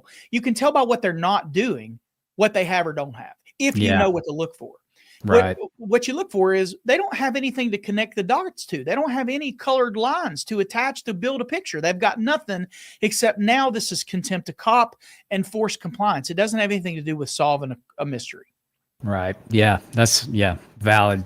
You're exactly right. That's something even I wouldn't have necessarily picked up on, them not doing the drive-by with the witness in the back, right. I forget what the name of that is, but yeah, those elements of regular investigative work that they would do to legitimately build a case seem to be pretty absent here. So exactly. That's a good observation. You think that we would come to your car? I don't trust none of y'all, and especially after this right here. I would never trust. That's fine. You think so? Yeah. I wouldn't believe you lie to me. I don't really care. By the way, that's the confidence only an innocent person can have with the police. Yeah, we seriously. Acknowledge that. Only a person that didn't do anything at all would be able to have that calm, or that, or a sociopath would have that calm of a demeanor and say that to them. I don't trust none of you motherfuckers. Yeah. You know what I mean? Yeah.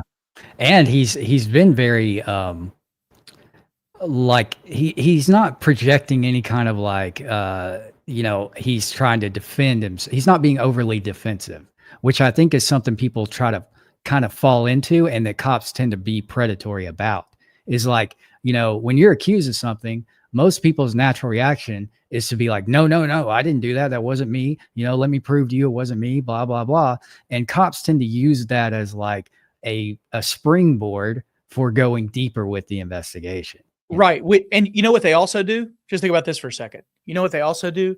They also say, well, the reason that we did what we did to William McNeel was because he wouldn't talk to us. He shut down. He shut the door. He sent us so it doesn't fucking matter what you do. That is the springboard from which they deep dive into your asshole and try to figure out what happened. Right. It doesn't matter what you do. If you cooperate, they treat you like this. If you don't cooperate, they drag you out and beat the hell out of you. Yeah. Wow. Do? Yeah. Valid. I have nothing to add to that. That's well said. Think about it. Be realistic for 1 second. No, I'm not. Really think we're gonna pull you over and make up a story? The way she just did it. Various things. The way she just did it. I don't know how she did it. I pulled up late, so I'm just saying. The way she did it, This cop strikes me as a dumbass. You know, not very intellectually gifted person. Yeah. Just the way he's This is the articulating dash this. camera. We can make it all a traffic stop cop, right? That you're referring to. Yeah. This is, and the fact that he's saying all this, knowing damn well that everything is being recorded, is also just stupid. You know, just making your department and yourself look like a dick. Yeah. I can't say I would agree or nothing like It that. wasn't a domestic violence. It was actually somebody calling saying that male trying to force her into the car. Then why she say domestic violence then? That's how. Yeah, and that's another thing. Get your story straight before you get to the fucking person that you're about to try to use that story to get information from. You know, Right. I mean, this seems very sloppy. And I even made the point in my last video that I did about the dare cop that got in trouble. If the police are asking you questions on the side of the road, it's probably a fishing expedition. If they've done some investigation, there's actually a crime that needs to be solved, there's a very good chance that they know the answer to the question they're going to ask you. So it really depends on the context. But you can tell by all the jumbled stuff that's going on right here that nobody was communicating, and they don't even know what problem they're trying to solve. Now they're just trying to feed their ego, and they're just unwilling to concede that they don't have anything to work with, and they stopped this guy for no reason, and that's why we are where we are. Yeah, and I think a lot of that probably I think part of that at least has to do with the fact that a lot of officers are under the impression that they have to follow policy, and that's like largely what's dictating what they do. So they fall into this trap where they get so caught up on the protocol of a police interaction that they just throw the constitutionality aspect of it completely out the window. You know, they hyper focus on policy aspects. Why do you think that is? Yeah, I think two things. One, it's because whenever they do that, the people don't know any better. And so they just surrender their ID, and it creates this cycle where they think it's not wrong because people are consistently submitting to that authority, but also because, training, prioritization of those kind of things, Well, let me give you my answer. My answer is that it has to do with the elasticity of demand. In other words, there's very little that a citizen can do to cause them problems. And the hoops that citizens have to go through in order to hold them accountable for breaking the Constitution is much different than the hoops that the people who are in charge of policy have to go through to hold them accountable. So yeah. I can say all I want. This police officer did A, B, C, or D. How many different levels of interference do I have to pass through before that lands on somebody that can do something about it? Whereas all I got to do is piss the sergeant off. For not adhering to policy. And now I've got 8 people looking at my conduct. So my demand as a police officer is a lot more elastic when it comes to policy violations than it is pissing off the citizens. Wow. That's some good insight. That's something I never would have even considered. And right. Yeah, that's a valid point. I'm sure that is a large motivator for this kind of behavior. I mean, the repercussions that come to police through lawsuits are often long, drawn out. They're not felt immediately, but if you get back to the station and you've been written up for a policy violation, that strikes you right then and there. Oh, there's no question. And it doesn't even have to be something that you did wrong. I mean, it does not have to be anything major. All you could have to do is have a personality conflict with a person who has an authority over you that doesn't like you. And it doesn't matter whether you're the best officer in the world. If you cross swords with the wrong word, if you cross paths with crossing swords is always wrong. I'm going to take myself in timeout now. No, I get what you're saying though. That hierarchy. Yeah, if you have conflict with the wrong person, you're going to get in trouble. But it really just comes down to what can hurt you. The citizen complaint can't hurt you nearly as much as the policy violation. Yeah, and we were just talking about this on the last live stream because we had an instance where a cop pulled over the city manager, and the city manager was basically threatened to fire the cop. And he was saying, "I'm going to go to the council with this. You're going to lose your job." Blah blah blah. That's why if I get stopped in my county, I'm going to have a very different experience than if you get stopped in my county. Yeah. Because everybody that stops me in my county knows that I just have to call the sheriff and have a conversation with them on speakerphone. I wouldn't do that. And in fact, I've got evidence from when I was a district attorney. I got stopped by a police officer, and I recorded it and I posted it in a video on my channel. So that I could show, look, I put my money where my mouth is. I'm not. And I said to the officer, if you feel like you need to write me a ticket, don't allow my position to keep you from writing me a ticket. You write me a Damn, I ticket. didn't even know you had that video, bro. Yeah. We should be watching that today. It's very short and it's not very exciting because I didn't have an argument or, you know what I mean? Like I was doing like 18 miles of the speed limit. I wasn't acting like a dickhead. I just did it, you know? But the point I'm trying to make is that everybody in my county knows who I am and they know what I do. And they're not going to, you know, they're not going to unintentionally dance from fuck aroundville into find outville, but they might do that with you because you're recording them and they're not, you know what I mean? They're not going to know. So that's the difference. Yeah, you do have I guess when you become a prosecutor or a criminal defense attorney, or even just being a cop, you know, from some point in your past, sure, you're going to get treated a lot differently than the average person. And honestly, it all comes down to that same problem. Can you hold them accountable? Do you have a mechanism that other people don't to hold them accountable? And do they think you're going to do it to them? That's the difference. I will say that I've experienced that as well, because I have a car. I was recently involved in a minor fender bender. Oh, you told me this story. Your Mustang. Yeah, I had some officers come to the scene, and as soon as they figured out who I was, the whole dynamic changed. You know, it was a very different attitude from where we started to where we were. Sure. And you know, so that even just being a fucking YouTuber can change the dynamics of how the interaction goes. So I can only imagine how it would be for someone like yourself who was in a position of direct authority. You know, yeah. Well, I mean, I'm not special. I'm just saying sometimes it is what it is. Like Judy just said, accountability is kryptonite to law enforcement officers. It absolutely is. And the only way they change their behavior is if they see a pathway to accountability. That's what it really boils down to. Yeah. That's it. Yeah. What it really boils down to. And that's the truth, whether we're talking about releasing body cam or whether we're talking from administration or whether we're talking about officers on the street. Yeah.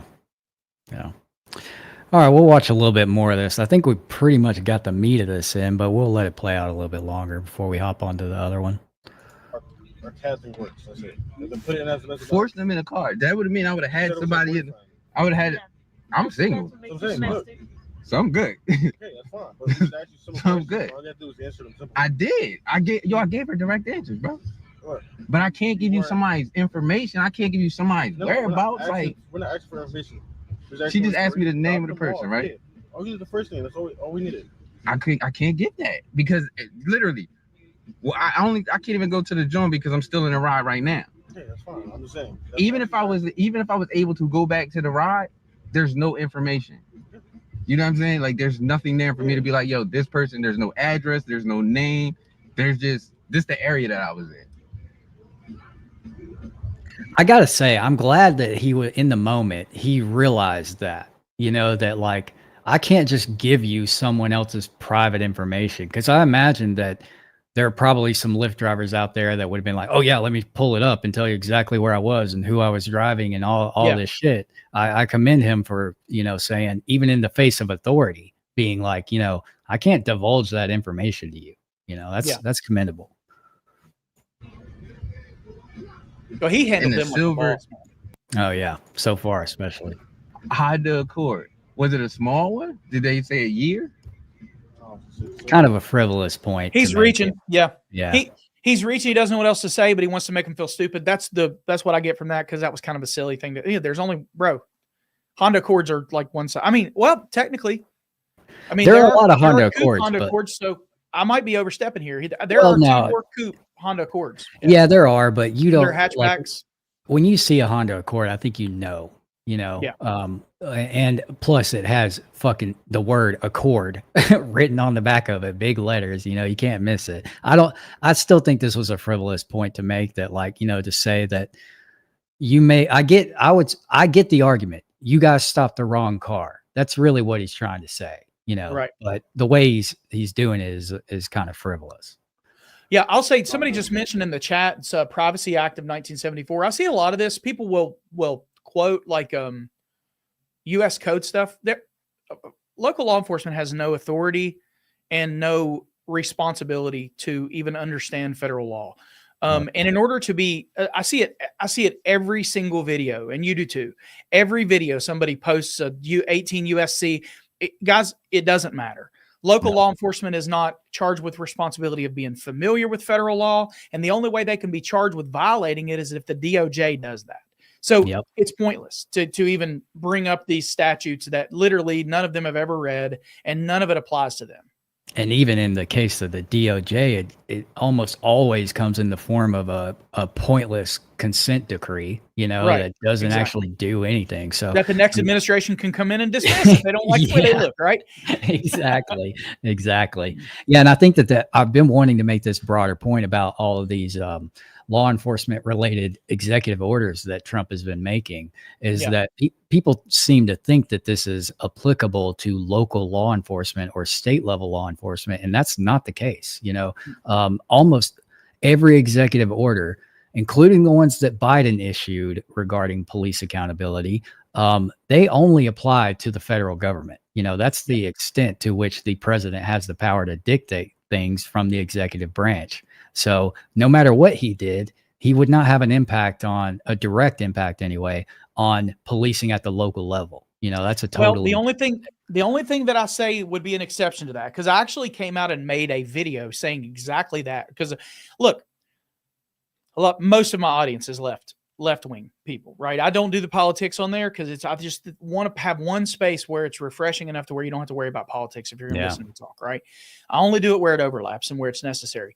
But I did come out right after Trump got elected, and I said, look, I want to make this video because I know a lot of my people are going to be upset that Trump got elected, and they think it's going to have this enormous impact because he wants to give all these cops sort of unlimited immunity. Mm-hmm. And I said, he can't do that, essentially. But here's the thing. The Samuel Sterling case in Michigan, I ended up having to do a follow-up video about that and basically said that I was wrong about that, because here's what happened. Samuel Sterling was run over and smashed against a drive-through building in the Burger King drive-through in Michigan. And that was done to him by a Michigan state trooper. And that entire murder prosecution got dismissed by a federal court because the lawyers for that trooper were smart enough to remove the case from state jurisdiction to federal court because that trooper was attached to a federal task force. And because that trooper was attached to a federal task force, they were able to move that out of the state's hands into the federal government, effectively giving a state level police officer federal blanket immunity for his actions. And That's crazy. It's true that Trump can't affect that on a national level, but just like I said in the video, if I'm a police chief, I'm attaching all my people to freaking federal task forces because now I don't have to worry about any of that anymore. Yeah, and especially with him appointing a bunch of federal judges as well. There's just an entire apparatus in the federal government that has all the motivation in the world to lean in favor of police now. Sure. All the way up to the Supreme Court. So, sure. Yeah, that's where we're at as a country. The back the blue till it happens to you is a real thing. Ask 700 people in Tennessee that have been arrested for and had their lives ruined over DUIs with clear blood. Yeah, I've talked about that quite a bit. Almost every time we discuss DUI stuff on here, I have to mention that fact, that there has been like an unprecedented amount of false DUI arrests in recent history. And well, again, it comes down to incentive versus consequence. What's the incentive structure look like? Well, okay, let's extrapolate this out to Long Island audit situation, right? Yeah. The entire investigation that Sean Paul is doing on Brian Fahey is predicated on this mystery $80,000 worth of overtime. Well, where do you think that overtime came from? It came from federal highway. I don't know this for sure. Okay. I'm just going based on my own insight, but these guys that work desk jobs, they get off at 5 o'clock. Well, there's still hours remaining in the evening. They can work up to 16 hours in a day before they bust federal, whatever labor laws or whatever. So they finish an 8-hour shift at the headquarters. Well, they go out and they get federal overtime. They give that money to these departments, and they take it back if they don't spend it. So when they give it to you, if they give you $1 million and you only spend 500,000, well, next time you ask for it, you're only getting 500,000. So they find a way to spend it, right? Well, they spend it on guys like Brian Fahey who are having desk jobs or whatever. Now he's going to go out and he's going to work some overtime where he goes out and stops people. And guess what the incentive structure of that is? It's not just money in my pocket. So now I go from 130 to 250 or 200. It's not just now. Well, if you go to Sean's most recent video, he's able to look on the Connecticut Comptroller's website and see what Brian Fahey's anticipated pension is. And guess what the pension is? It's the average of the best 3 of your last 5 years. Well, if that got bolstered by $100,000 a year because of all that highway safety overtime, guess what? Now you've set him up for the rest of his life to draw a $100,000 pension, whereas his other pension would have only been maybe 70. So you've increased his pension by 30%. You don't think that provides an incentive to go out here and arrest people falsely for DUIs? Wow. That's man, that is again insight that I never would have really connected the dots on. Yeah, this is why your experience, I think, lends you a very unique angle to explore these ideas, because you've seen the inner workings of it at all levels. And that, I mean, again, that I appreciate that insight. That's a really good. I appreciate you saying nice things. I feel like I should say this on the air, though. We've said this privately, but no matter how nice you are to me, I'm not going to sleep with you. So, damn it! I thought if I did it, maybe if I did it in public, you just got to. I just like guys with a higher BMI. It's just not. My thing is, sorry. All right, I'll start drinking some mass gainer or something. But no, there really aren't any quotas. Like who was it? Dean Wiley says, but there's no quotas. There aren't really quotas for enforcement, but like the Tennessee Highway Patrol is required to stop 2 people for every hour that they're working. So guys that don't want to work traffic stops, what do? They go out and volunteer for every wreck that comes up, because if it takes them 2 hours to cover a wreck, that's 4 traffic stops they don't have to make. Okay. So there's no quota for actual tickets that you have to write. But by God, if we want to justify this big raise, we just ask the legislature for over here at the Tennessee Highway Patrol, you better have your asses out there in those pretty brown cars stopping people. So you're going to stop 2 people for every hour you're working. Yeah, that's interesting. Right? Wow. Do you think that hold on. Yeah, did we get through the meat of this, or is there more to watch? There's not really any more to watch. There's nothing really that happens. They cut him loose. I figured that was other than the girl calls and is all pissy because he can't cancel her ride, and then he's looking at his phone. He's like, she canceled the ride. That kind of sucks that these cops have made him miss out on a potential business opportunity. What's the consequences, right? They don't care. Yeah, good point. Yeah. Now, I haven't seen the next one. I don't know anything about it. Yeah, so let's talk about that. So first of all, we have this statement here that this is from the form. So when you submit an episode to ATA, one of the questions we ask you is to basically characterize what happened in your own words. And I'll read this out loud for people who may not be able to see this on the screen. Sorry, I got this freaking fly flying around me. It's annoying. It says, hello, I'm a longtime viewer of your channel, and I believe that I have a compelling story that fits your content perfectly. In 2021, I was arrested in Clarksville, Arkansas, after a police officer's report alleged I was fleeing and messing with construction equipment. Body cam video evidence, as well as the written report, tell a very different story. We have the report as well. We'll take a look at after we watch the video. The initial stop was based on a flimsy premise, which the officer's report seems to embellish to justify a traffic stop. The charge of obstructing governmental operations was used after I refused to provide ID when no crime had been committed, raising questions about the legal basis for the arrest. There are significant demonstrable discrepancies between the officer's well-written narrative and the events captured on video. But here's the most powerful part of the story. Despite filing a lawsuit, I was unable to proceed because I had pled guilty to 2 of the 4 counts in a plea bargain. The case isn't just about a bad arrest. It is about how the legal system, through a plea, can validate an officer's actions and provide them with a shield against a civil suit, even when their initial conduct was questionable. I have obtained the police report and the video evidence, and I'm prepared to share them, and blah, blah, blah. He filed a petition to seal this arrest after 4 years, and that's basically his side of the story. Reading this, though, I'm curious about, he's saying that he pled to 2 of the charges, and that somehow negated his civil suit? Sure. For instance, if McNeel, so in the McNeel case, McNeel pled guilty to driving on suspended license. which would have been discovered whether that's right if the stop was lawful, right? He was still driving on a suspended license. It wasn't anchored to the legality of the stop. He pled guilty to resisting without violence, which again is not anchored to the reason for the original stop. Had he pled guilty to the driving with headlights or without headlights in the rain, it would bar his 1983 claim. If the 1983 claim was based on unlawful seizure, right? Yeah. So if I say that you unlawfully seized me, but then I plead guilty to the underlying offense, well, I don't have a civil rights claim. Right. Unless I can get that conviction thrown out. Yeah. So I guess that would largely depend on which of these charges he pled to. Right. Yeah. Okay. That's interesting. All right. Well, here is the video. Sorry, I just started like that. You guys, again, this I'm playing directly from a video player on my desktop. This is not posted anywhere. So if you have any audio issues, just let me know. Same for you, James, if this sounds too loud or whatever.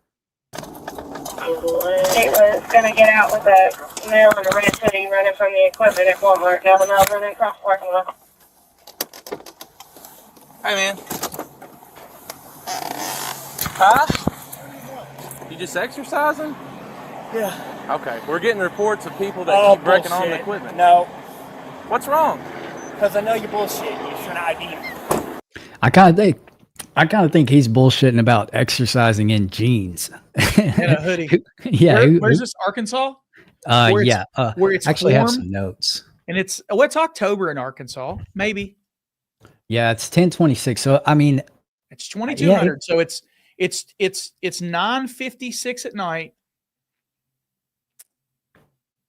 Okay, let's continue. Let's see what else. I don't want to make too many. You got your ID? Yeah, I do, and you're not getting it. Yes, I am. For what? I just made a contact with you. Give me your ID. No. Yes. Nice. You don't need my ID. He's got earbuds. Subject should use an identifier. So. Yeah, I did see that when I was making the thumbnail. I haven't watched this video. Just a preference. Yeah. I did for the chat. Just so you know, I did edit out a blurred apart as I scrolled through the timeline and noticed that his license came out at one point. So I did do that. So I haven't really watched this video, but I have seen it, I guess is a way to say it. What were you doing over there? Over where? By the equipment. Is there a shortcut? It's a shortcut? Yeah. Okay. Do you have warrants or something? No. Then why aren't you on the ID yourself? I don't have to. Because listen, I pulled up here, was just going to get out with you, and you start running across the parking lot. Okay, and? That looks reasonable. That looks suspicious, man. I'm trying to get out with you. You're walking from the equipment, start running across the road when I try to get out with you. That dead road over there? Is that what you're talking about? Yes. It's a shortcut. Okay. There ain't nothing wrong with being over there. That's all there. I need to know. All right, so I want to... Is it though? So that means you should turn the fuck around and go the other direction if that's all you need to know? Yeah, but at the same time, so what I think we find out at some point is that they this was in the charges, which I think or the report, which we'll read later, but this town there's a bunch of heavy equipment parked next to this parking lot, and they had reports of people tampering or trying to steal it or whatever. And this guy is running away from that area. And I'm assuming what he's talking about here as a shortcut is probably some kind of road that runs parallel to wherever that equipment is. So it does, in my opinion, at least right now, seem like it's not unreasonable for the officer to think that that's strange, that someone's running away from this equipment where they've had reports before. Mm-hmm. And, obviously doesn't really look like a jogger when you just see him. So I don't think that that's necessarily reasonable suspicion, but I think it's not unreasonable for this cop to at least be making contact. I do think it's reasonable suspicion. I don't think it's reasonable suspicion that criminal activity is afoot. Yeah, there you go. I think we need more. I do think it's suspicious. I do think it's reasonable. I'm not sure that the third part of that is there yet. Yeah, valid. I'd need a little more context probably. But look, and the other thing I would say is, well, where's he getting his authority to police this parking lot from? Is there an agreement somewhere between the police department and these? Because again, at best, all you have suspicion of is trespassing, and you don't even have attempted burglary. You don't have attempted theft. So what is Yep. your authority to investigate this? Where does it come from? That's a Probably good comes point. for your authority to investigate a trespass. And what do you need there? You need to be an agent, or you need to have somebody who's an agent who's vesting you with that. So again, there's a lot missing here, but I have a lot of questions. And it very well could be the case that there is a public parking area of some kind where this equipment is that we don't see in the video. Well, but here's the other thing that could be at play. They could have very well gotten the calls from the people who've had stuff broken into over there saying, hey, we need extra patrols in this area. That was a thing that happened all the time. We need extra patrols in this area to have an officer come by here. And they may have asked these guys to do this exact thing. yeah, We don't know. very well could have been. And I think going back to what you were saying earlier about there being potentially some kind of agreement, that's something that people don't realize is actually a pretty regular thing. Sure. A lot of private parking lots, especially in like a place like Walmart or any other kind of strip mall that has multiple businesses, there's almost always at least some kind of verbal agreement with the police that you can come here, you can do whatever you need to, you can enforce whatever. We'd like you to keep people out of here, that kind of thing. And a lot of times there's even written contracts for that in place. So, something people need to consider on private property. I will say that I tend to lean more towards him being honest about exercising only because of the earbuds. And here's why I say that is because anybody who is up to criminal activity, I would expect would want to be able to hear if somebody anybody's was coming. Yeah. The fact that he had earbuds in, that he has to, but again, the police officers, it's not fair to say he didn't pay attention to it. I don't know whether he did or whether he didn't, but armchair quarterback in it, that's something that stood out to me was like, well, if he was trying to break into stuff, it's kind of early, right? I mean, there's a lot of cars in the parking lot. To me, if you're going to focus on the totality of the circumstances, it's like, well, he's not alone. So surely if he was going to do something nefarious in front of in a place where there were all these cars, he wouldn't have earbuds in, right? And I mean, you maybe probably his wouldn't outfit's wear kind of weird, but maybe he's got a trash bag. He's trying to lose weight. We don't know. I think it lends itself more towards he's probably telling the truth. Yeah. Yeah, I think you're right. And again, though, I still think that seeing someone running away from an area, you don't typically see people running in, and you've also had complaints about people doing stuff in that area. I can see where this officer would want to make contact. Sure. Not saying, anything beyond that. They probably don't have the lawful authority to do much beyond that, but it makes sense at least why he would talk to this guy. And the guy's immediate reaction to the cop saying, well, we've had people doing stuff over there is all bullshit. You're just harassing me.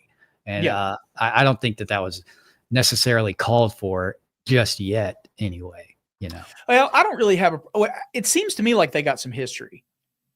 I don't know. Maybe I'm reading too far into it. Well, he did. I'll say this. When he uploaded his form, he named one of the officers, which is Sergeant Jania Smith. I don't know if that's the officer whose body camera we're watching, but that's the only name he included in the thing. So I guess as we watch this, we can look out for. Yeah, for sure. How long is the video? Smith. I think it's like 8 minutes. Okay, it's not that long. Yeah.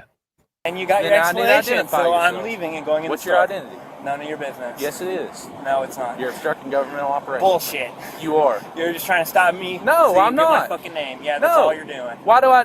That doesn't make any sense. You just want to know what I'm doing. I'm going in the store, end of story. That's all I'm doing. I've done Identify nothing yourself. wrong. You're going to be placed under arrest. You can't put me under Yes, arrest. I can. You're obstructing governmental operation. How? All right. Well, this took okay. place. Hold on. Let me take issue here. Tatted Daddy, if you're going to talk shit in the comments, at least spell shit right. Okay. I'm not political and I'm not here to talk about my politics, but if you're going to talk shit to me, you need to learn how to spell.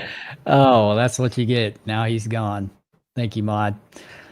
Yeah, that was the dumbest shit, dude. Take your fucking political bullshit somewhere else, especially when you sound like a fucking radical. I've had peace. I've come to peace with the comment section. Let me explain to you which you figured this out because you've been at it a long time. Only about 1% of people who watch the video comment, and only about 1 to 2% are negative. So you can you could actually block every single person that comments, good or bad, and not affect 99% of your audience. Yeah. So I put so much effort and of myself into my content, my position is if you are going to be rude and attack me personally, you do not ever get the benefit again from the work that I put into my content. And I'm still going to not piss off 99.8% of my audience by letting you exist somewhere else. Yeah. This is like a booth at the mall, bro. This ain't the public square. YouTube is the public square to the extent that you can create a channel and you can say anything you want to about James White, but you don't get to come into my kiosk and talk shit about me because that's how I feel about it. Yeah, especially when you just have the authority to kick them out at the click of a button, you know? Exactly. Which I take a bit of a different philosophy with that. You know, like I really don't police my comments at all. And I hardly ever delete, or I don't think I've ever deleted a comment before, but I don't go out of my way to approve them either. So if YouTube has stopped them from coming through or blocked them to some degree, that's on them, you know? And I was just explaining this the other day that, this ain't no free speech zone. YouTube is the ultimate arbiter of what is allowed on the platform here, you know, and I don't have anything to fucking do with that, you know? So, but I totally get that. Nowadays, I don't have enough negativity from my audience, I think, to warrant doing anything like that. Cause I think I've just, the content itself has drawn enough, a certain degree, a certain type of person to it, you know? And I think by the virtue of not having to show my face, people don't get the luxury of getting to pick me apart on of course. that level, you know? So you probably have to deal with that a lot more than I do on the main channel anyway. Yeah. Anyway, so there was something I was wanting to say about this. Let me back up just a little bit here. You just want to know what I'm doing. I'm going in the store, end of story. That's all I'm doing. Right. So he tells him he's going to charge him with obstruction for not IDing. Yeah. Obstruction of the governmental operations.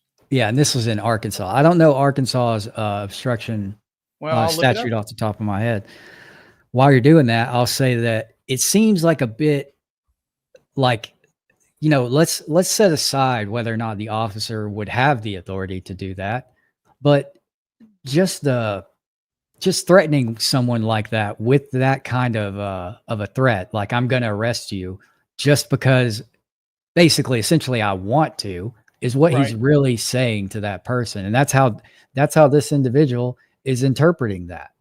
Mm-hmm. So, this is, again, just like part of that, the elements of like, just be a decent human first and be a cop second, I think that are getting, we're getting all that mixed up in the world of police culture, you know?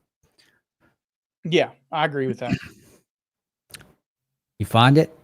I'm looking. Yeah, it's basically, it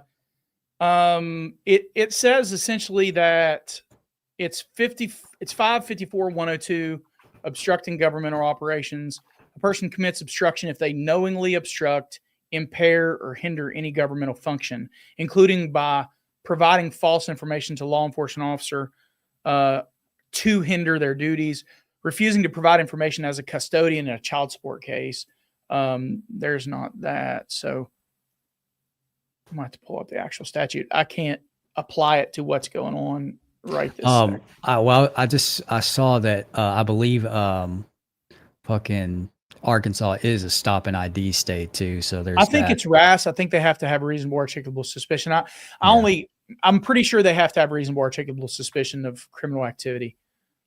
But let's see. Knowingly obstruct, impairs or hinders the performance of any government function, knowingly refuses to provide to a government agency relating to investigation of a case for child support or Social Security, fails to submit to court order scientific testing, falsely identifies to law enforcement. So yeah, it does sound kind of vague. Tim said, I don't think that applies to this situation. Yeah, but also we have to contend with the fact that this cop almost certainly doesn't have reasonable suspicion right now. Right. Well, it depends on what he saw. So that's the issue. That's true. If he does have reasonable suspicion, if the court were to determine that he did have reasonable suspicion under the circumstances, because again, all of this actually gets litigated in the courtroom, not on the street, right? So if it turns out that he did have RAS, that will be the difference between whether he's guilty of not IDing or whether he's not. You know what I mean? Yeah, it's crazy how in that moment they can use something that is going to become a big part of the case later as such a Right. chip to advance, things in the moment. But yeah. All right. Well, let's see where it goes, I guess. I've done Identify nothing yourself. wrong. You're going to be placed under arrest. You can't put me under Yes, arrest. I can. You're No, you obstructing can't. government operations. How? You're obstructing government How? operations. Because you asked me All right. to identify myself? Push your hands on your back. Wow. If you'll Yeah, just that's tell me your great. identity, man, we can go from there. Where's your ID at? All right, man.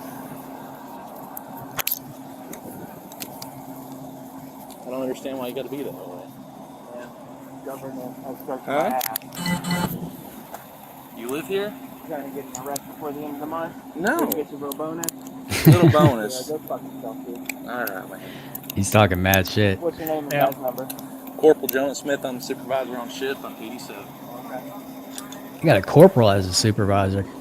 Yeah, they do an acting supervisor if they're the senior corporal and the 87 sergeant's out. dispatch. I'm 1015. They just pay them the difference in their pay for Man, the this night. could all be avoided. I don't understand. Fuck I am. Huh? I'm doing nothing wrong. I don't understand So why you far, don't want this to looks to identify me like yourself. a I have lawful reason to be out. clear-cut Fourth Amendment violation. Like, Yeah. it depends on truly what he saw. But again, based on my reading of Arkansas law, I don't see how. It doesn't seem to be that just refusing to ID is criminalized under its own statute unless there's other obstructive conduct. And so I think that what we have here is we have a situation that would be a viable Fourth Amendment complaint that he killed by pleading guilty to something. Yeah. Well, to be fair with his, he did also tell me that he, I think he was pro se in that federal case as well. So, well, yeah. And that's the thing. Well, probably because the police, whoever he sat down with is going to say, yeah, you probably had a Fourth Amendment violation, but you pled guilty to this. yeah. And that's where I was going with that is I'm wondering if he had a public defender for his criminal charges that, and that's why he ultimately took a plea That's a good deal. thing for us to talk about at some point too, because there's a lot that gets made of, which we can discuss it after the video, but there's a lot gets made of like ineffective assistance of counsel. That is a very specific meaning under the law. So we can discuss that, right? Yeah, I remember we actually had a private discussion about that before where you sort of changed a lot of my sentiments about that. But yeah, we'll talk about that after this video because that's a good conversation. Because I don't have one reason You to stop absolutely you did. for no goddamn reason. No, I didn't. sir. Yes, you fucking did. Calm down.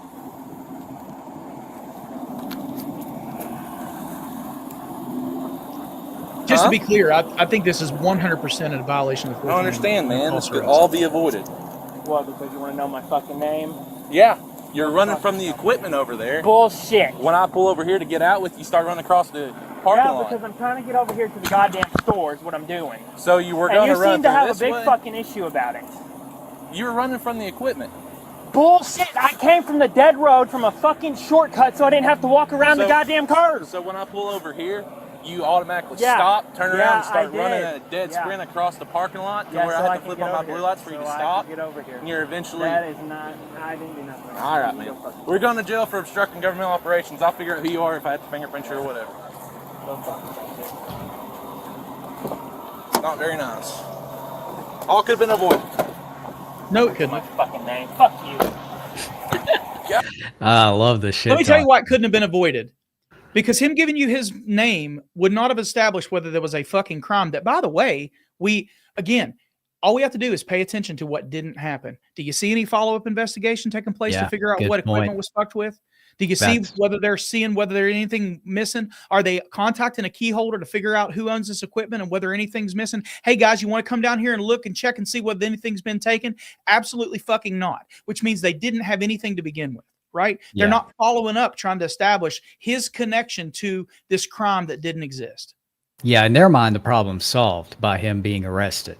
That's it. Problem solved. The problem was he wasn't arrested. By keeping one jogger off the street. Yeah.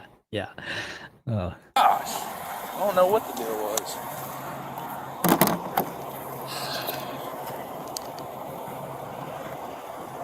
This is the part of the video I've I seen. don't understand his issue.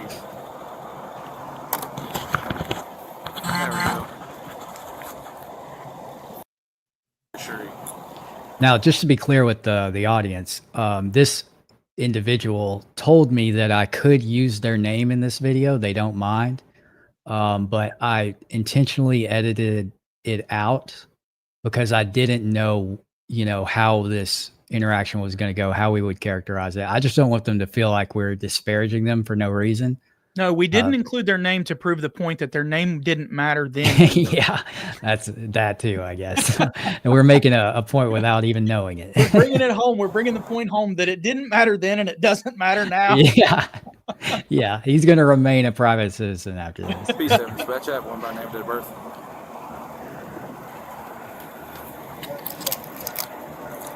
What he said? Stand by.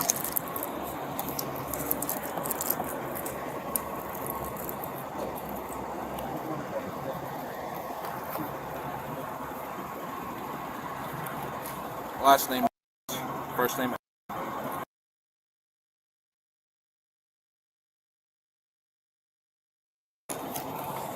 don't know if he's got It doesn't, warrants or what's Judy, going on. and they'll never know since they didn't do an investigation. Yeah, seriously.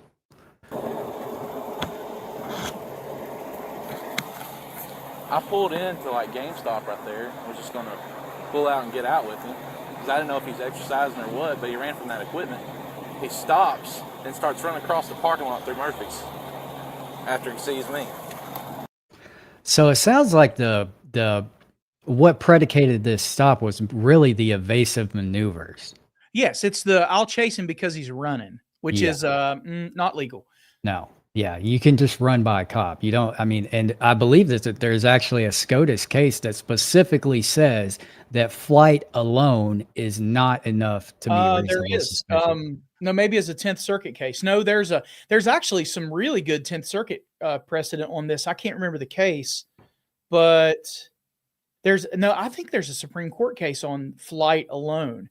Yeah. Even flight coupled with a high crime area. Yes, that's exactly what came to my mind as well. Yeah. There is a case that deals with that, but I can't And recall the name. there's even a case in the 10th Circuit that was where these two dudes were standing beside each other and they had RAS for one and not RAS for the other. And they said that the RAS could not transfer by virtue of their proximity too. Interesting. Yeah. So, but they can't, like, if what he just explained was the entire reasonable suspicion, it wasn't even reasonably suspicious.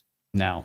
You know? It was just a guy running and he may like from his perspective, he may have never even seen the cop when he decided to change directions or whatever. You don't know what's going on from that guy's perspective. Right.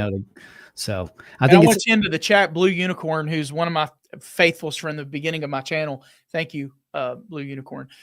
He actually made a point that he once caught somebody breaking into his car. I don't know whether he's being honest or being facetious, but he said he asked for his ID and he gave it to me. And then I realized after finding his name that he was not breaking into my car. So let him go. So my father, before he died, was a criminal. And he had a funny story about, there was a strip club in our hometown or whatever.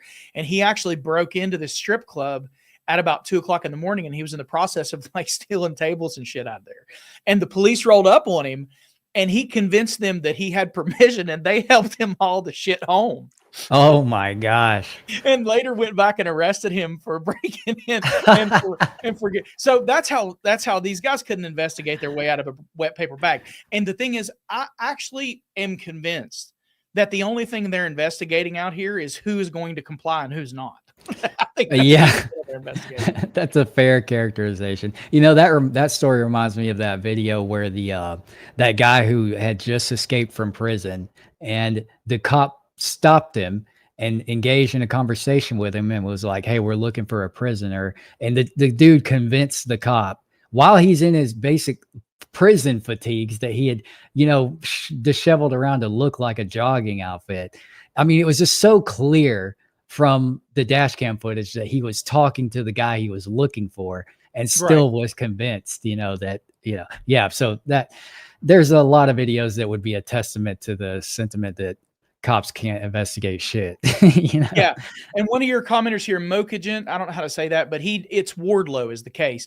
And got but it. now Yeah. what he just posted about the Wardlow decision was that it's a relevant factor. But I believe if you read Wardlow, it actually says that alone is not enough.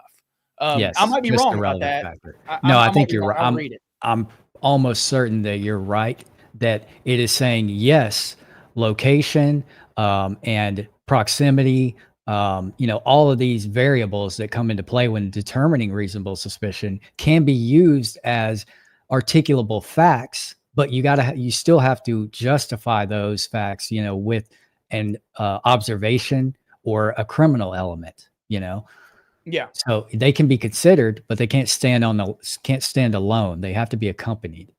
So what it says under Illinois versus Wardlow, it says flight alone is not per se enough to justify a Terry stop, but unprovoked flight in a high crime area can be a significant factor that supports reasonable suspicion when combined with context. So the Supreme Court held headlong flight wherever it occurs is the consummate act of evasion. It is not necessarily indicative of wrongdoing, but it is certainly suggestive of such.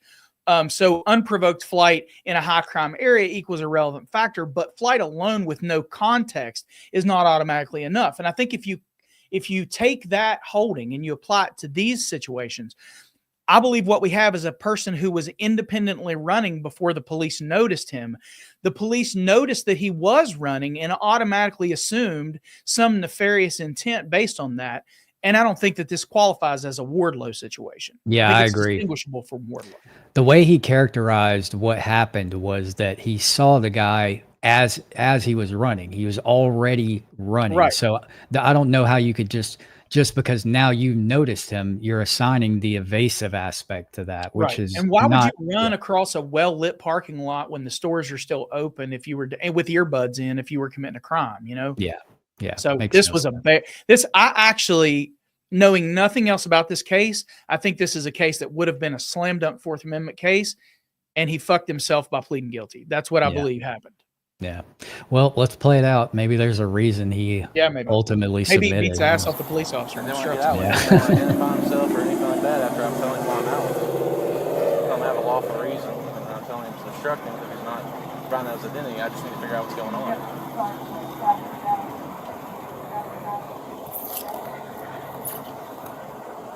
10-4. I'll be 10-15 with him.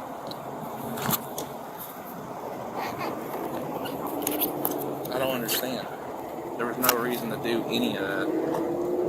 Just don't like polos right now. I was literally going to say, hey man, were you run from that equipment? We just had equipment broken into,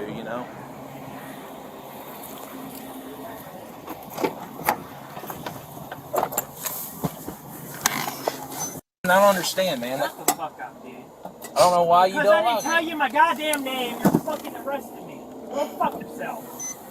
All right. That's good. That was good. Well, by the way, the jury would hate him too. So that's another reason why an Arkansas lawyer might You're also not being take arrested this for fleeing.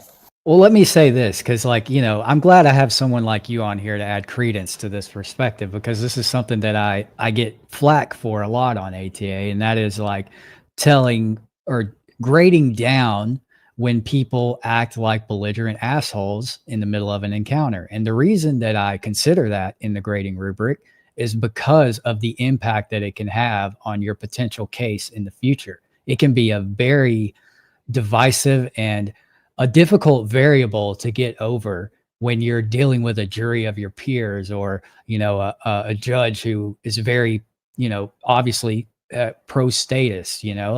So that I think that a lot of people confuse me saying you shouldn't act this way or do this thing as a condemnation of free speech in some way, but it's really just practical advice.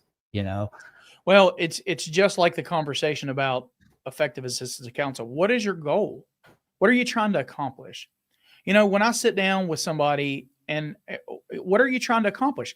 If you were trying to accomplish true accountability, you can't do it by being a dickhead on the street, because the jury will not give you any money. It's not me. I'm just telling you based on my experience. If the jury dislikes you, They won't care that the police violated your rights. They'll want the police to have violated your rights more. I've had grand jury members asking me why they weren't arrested for A, B, C, or D when those weren't even crimes. They were just talking back to the police, right?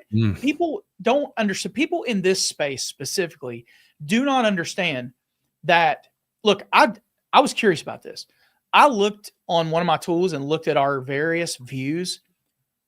Brandon Tatum gets more views than the civil rights lawyer on a monthly basis over the last 12 months.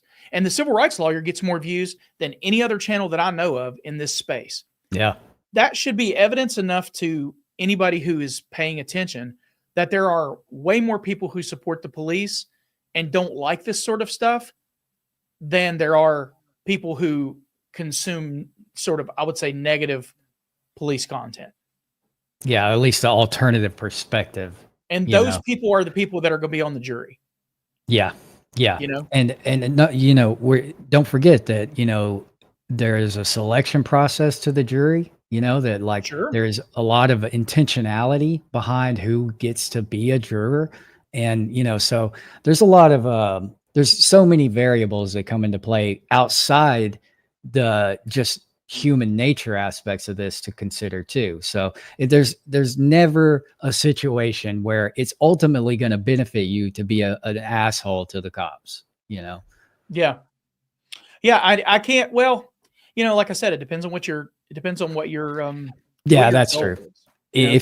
If you intend to file a lawsuit, I should add that caveat. Well, the other thing, like, what if you're in a place where you want to hold your own community accountable and you want to make it clear, you know, like, think about bullying, right? You don't necessarily win the fight with the bully, but you give him enough that he doesn't want anymore and he goes pick somebody else. So what's your goal? You know, or you want to have to fight this guy every single time you want to exist in your town. So you want to make yourself a hard target.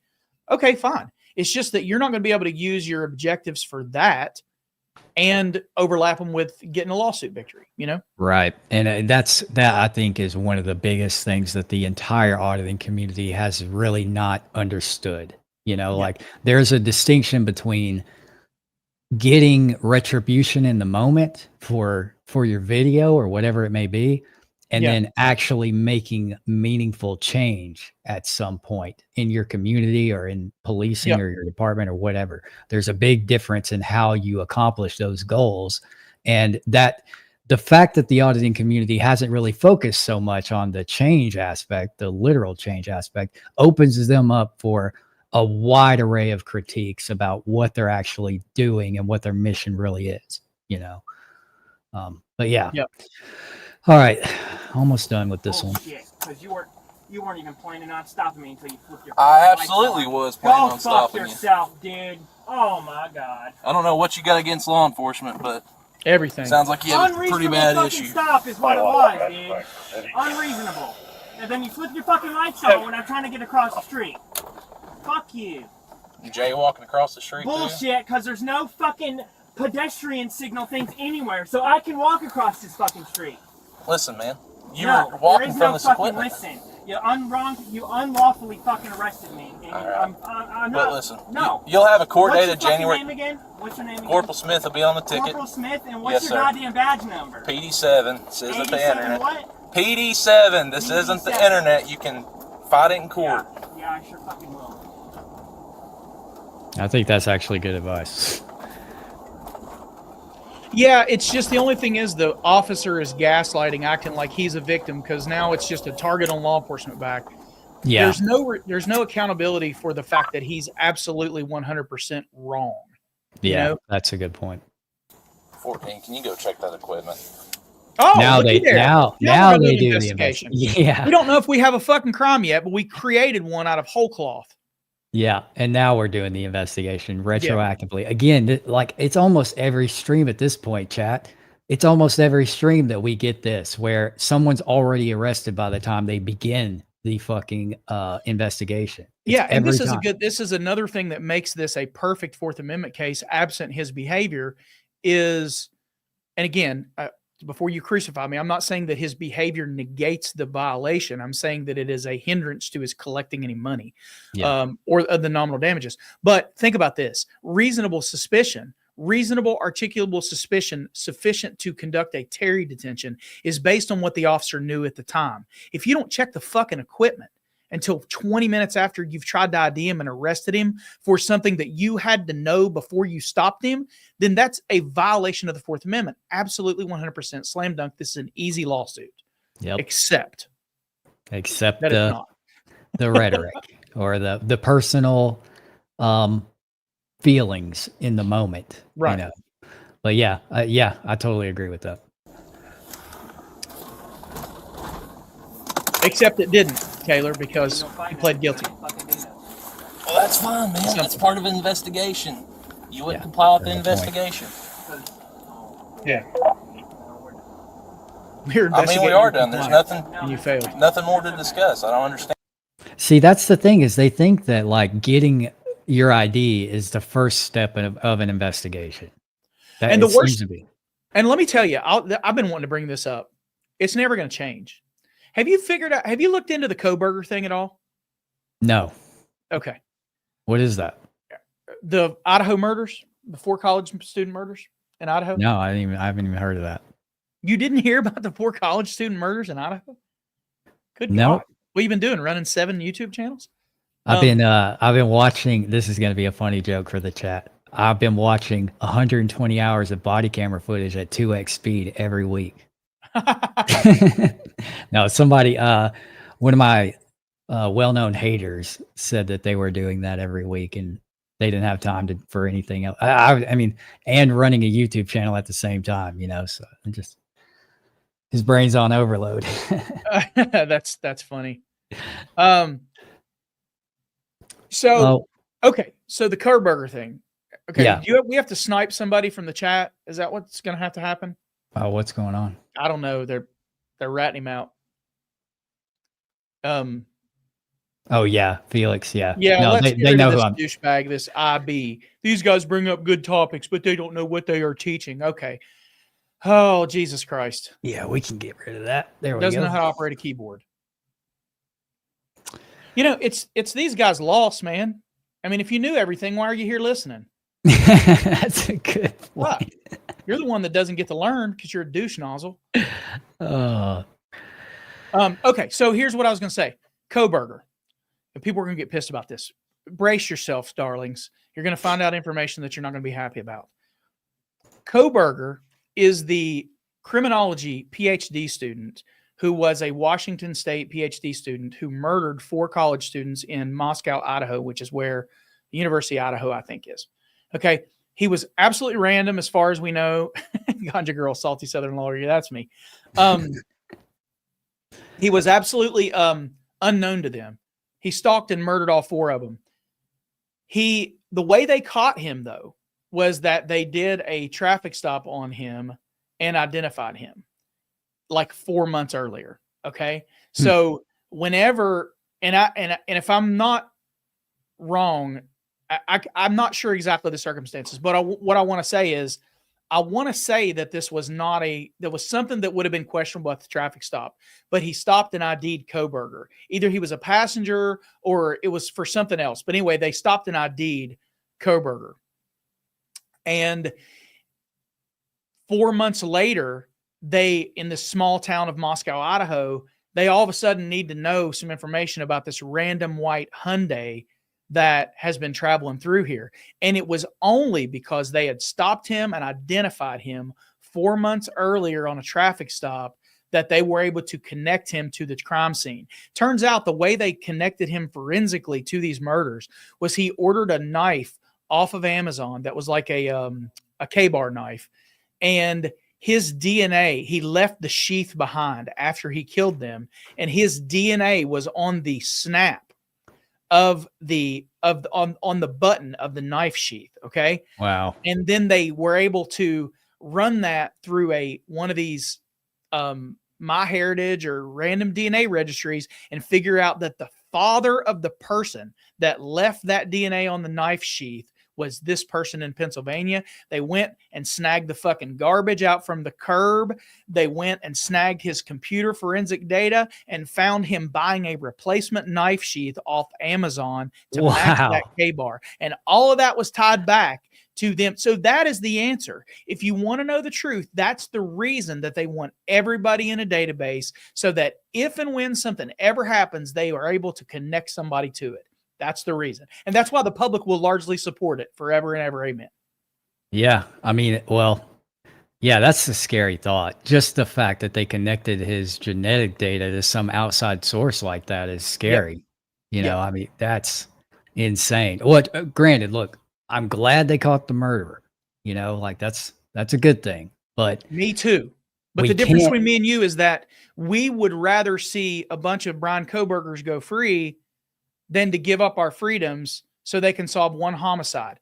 But 85-90% of America, this is just me talking out of my ass, is completely fine with giving up that level of freedom in the hopes of catching a Brian Koberger. Yeah, no one considers the slippery slope that, you know, is paved by actions like that. And yeah, that's the nuance of these types of interactions is something we're definitely losing, you know, over time with us, with the way that we've just allowed police officers to continue doing shit like this.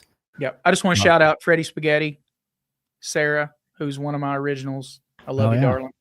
She's awesome. She's been so helpful to me. And she's not here because of you. So I don't want to. Okay. Yeah, I'm sure there's plenty of people here right now that aren't here for me. No, don't say that. But yeah, well, let's wrap this one up and then we'll do like a Q&A or something. You won't invite me to this shit again unless you want to make a comment. No, this has been great. Better get my phone call. That's up to the jail. Separate institution, agency, benign. Okay. The black and white. So we were at the end of that. Yeah. There we go. Go back to this view. Yeah. So, I mean, I tend to agree. Let me bring up some stuff here because I have this. If it's going to show it. Let me remove that. There we go. So this is the report that was detailed with this interaction. And I know you probably can't see it very well.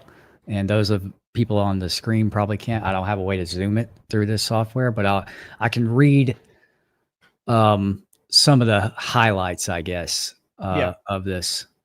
So this took place at 9:55, as you could see in the body camera footage. And he said Sergeant Jania Smith, but now I'm seeing in this report it's saying Corporal Jania Smith. So I guess that was the officer's body camera footage we were watching. Well, Smith, I hope you're watching. You got a sissy freaking name. All right.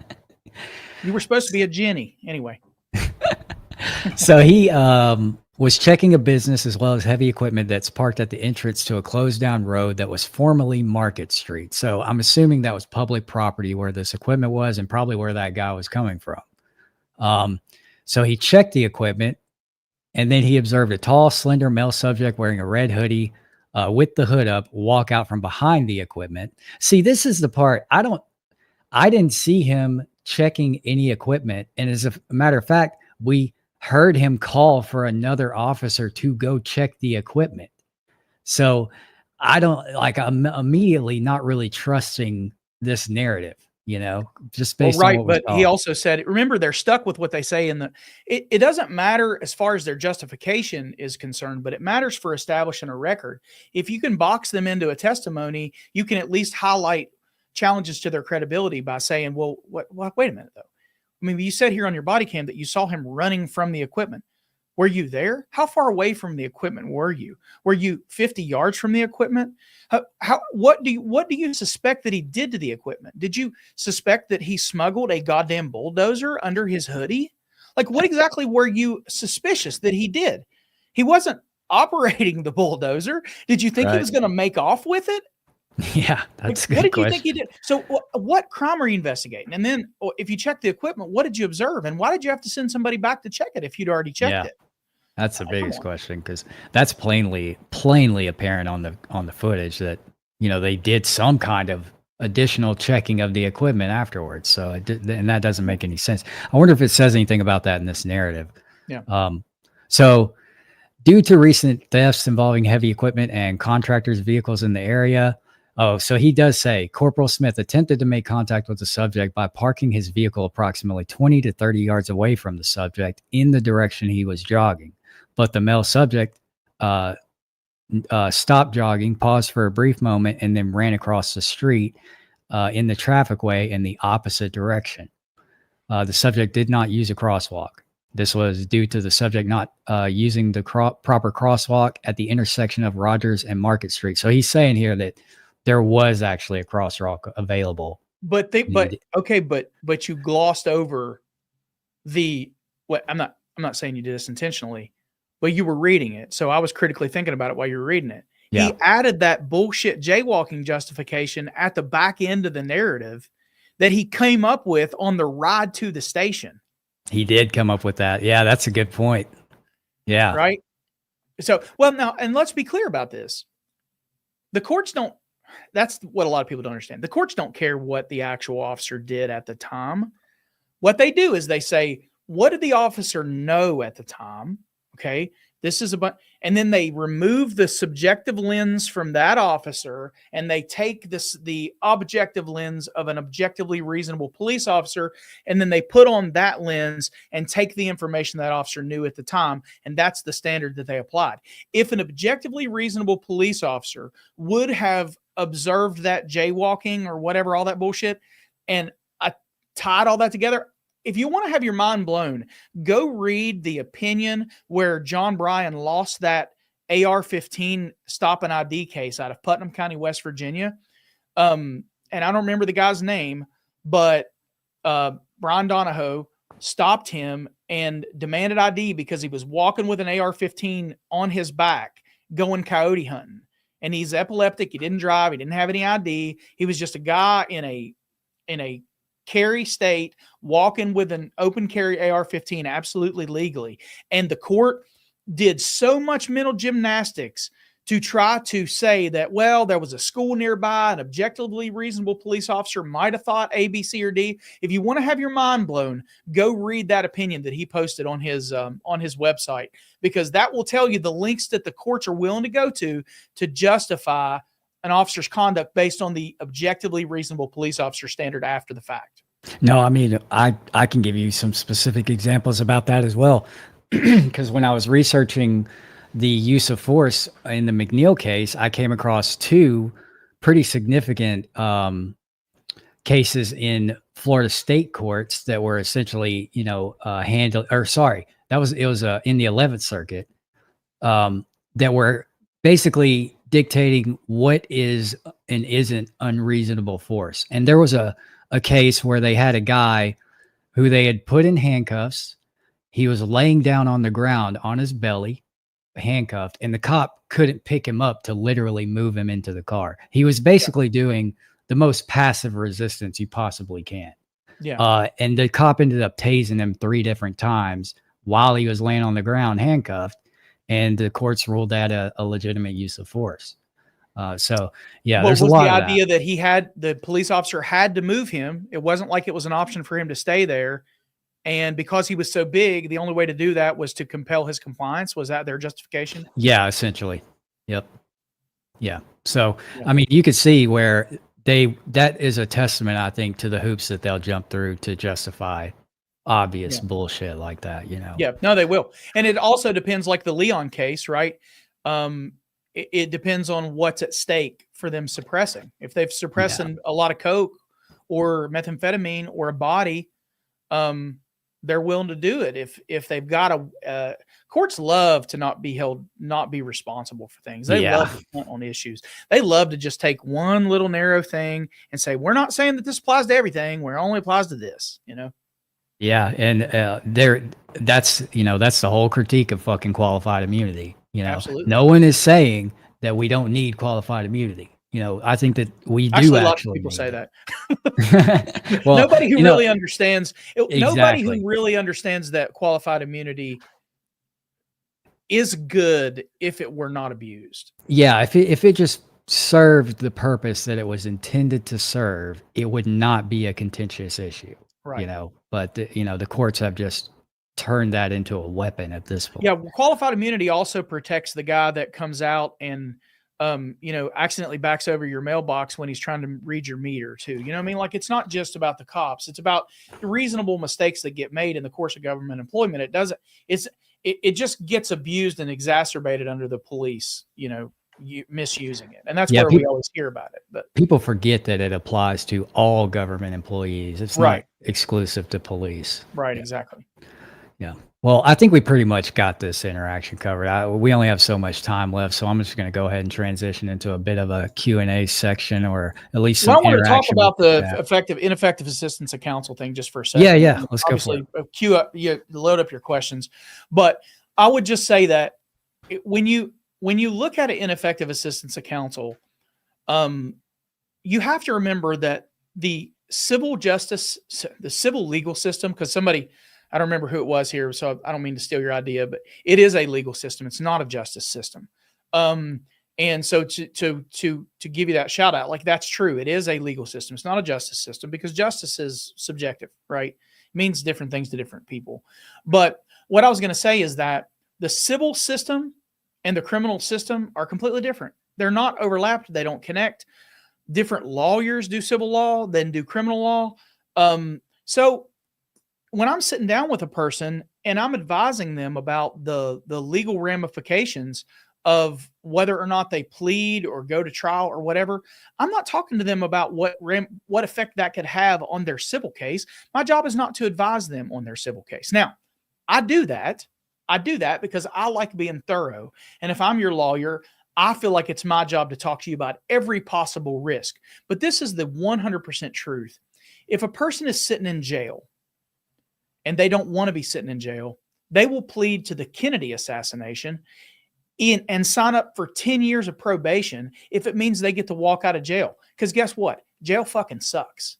Okay? You're sleeping on concrete. You're staring up at lights that they won't turn off. You got three people throwing cups of shit and piss on you. And you get to look forward to one day a week when you get a shitty honey bun that was, expired 6 months before it made it into the jail, right? It's a shitty place. And people will plead guilty to get out of jail because they don't have the money to bond out. So it's not necessarily ineffective assistance of counsel because you advised your client and they chose to plead guilty in order to get it. You may have told them, I can beat this, but you're the one that's going to have to sit. I can't come up with $10,000 to bond you out, but this looks to me like it's a slam dunk violation of Rodriguez. Here's the problem. It's going to be another week. You're in jail now. So that means that you're not going to be on the docket until next week. And I have to be able to, I have 14 days that I can demand a hearing. That means that they've got 14 days to get their witnesses in. So if you want to have a hearing and take a chance on getting this dismissed, you've got to be willing to sit here for 14 days.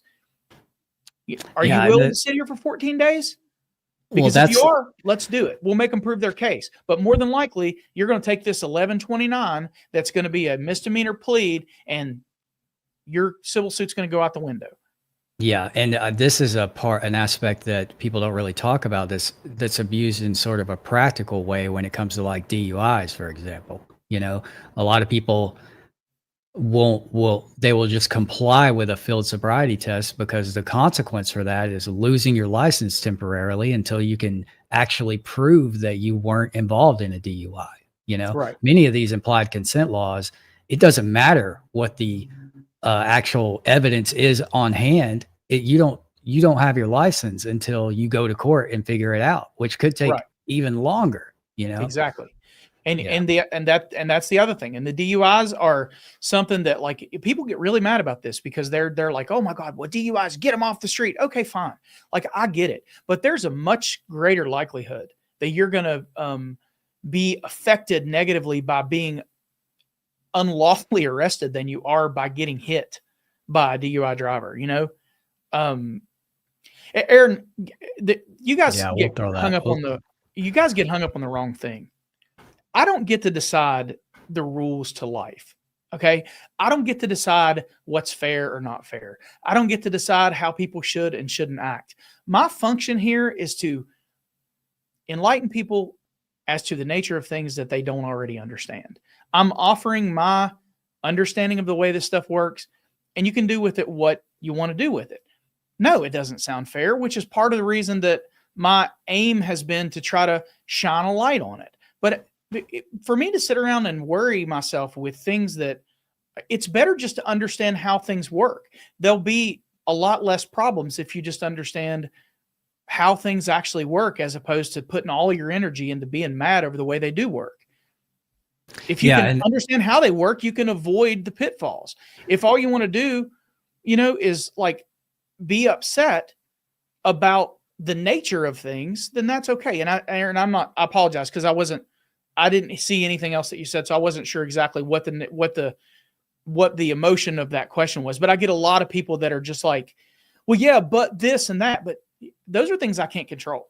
We can't change the way the world works. Not only that, but we're not here to make critiques on the philosophical implications involved with a corrupt judicial system. Right. That's not like the point of us having these discussions and making content about this stuff.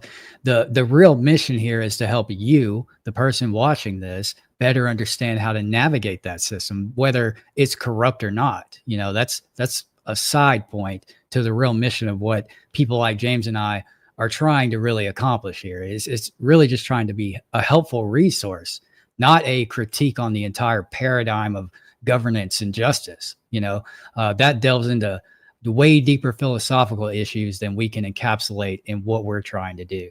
So and that's the thing is you only have so much emotional energy, and you either have to put it towards some, and I say this, my brother's a good example of this. I love him dearly, but my brother has almost an exact opposite personality from me, and he stays worked up about things that he can't control. He's all into all these conspiracies and all that stuff. And look, this is what I say. You're probably right.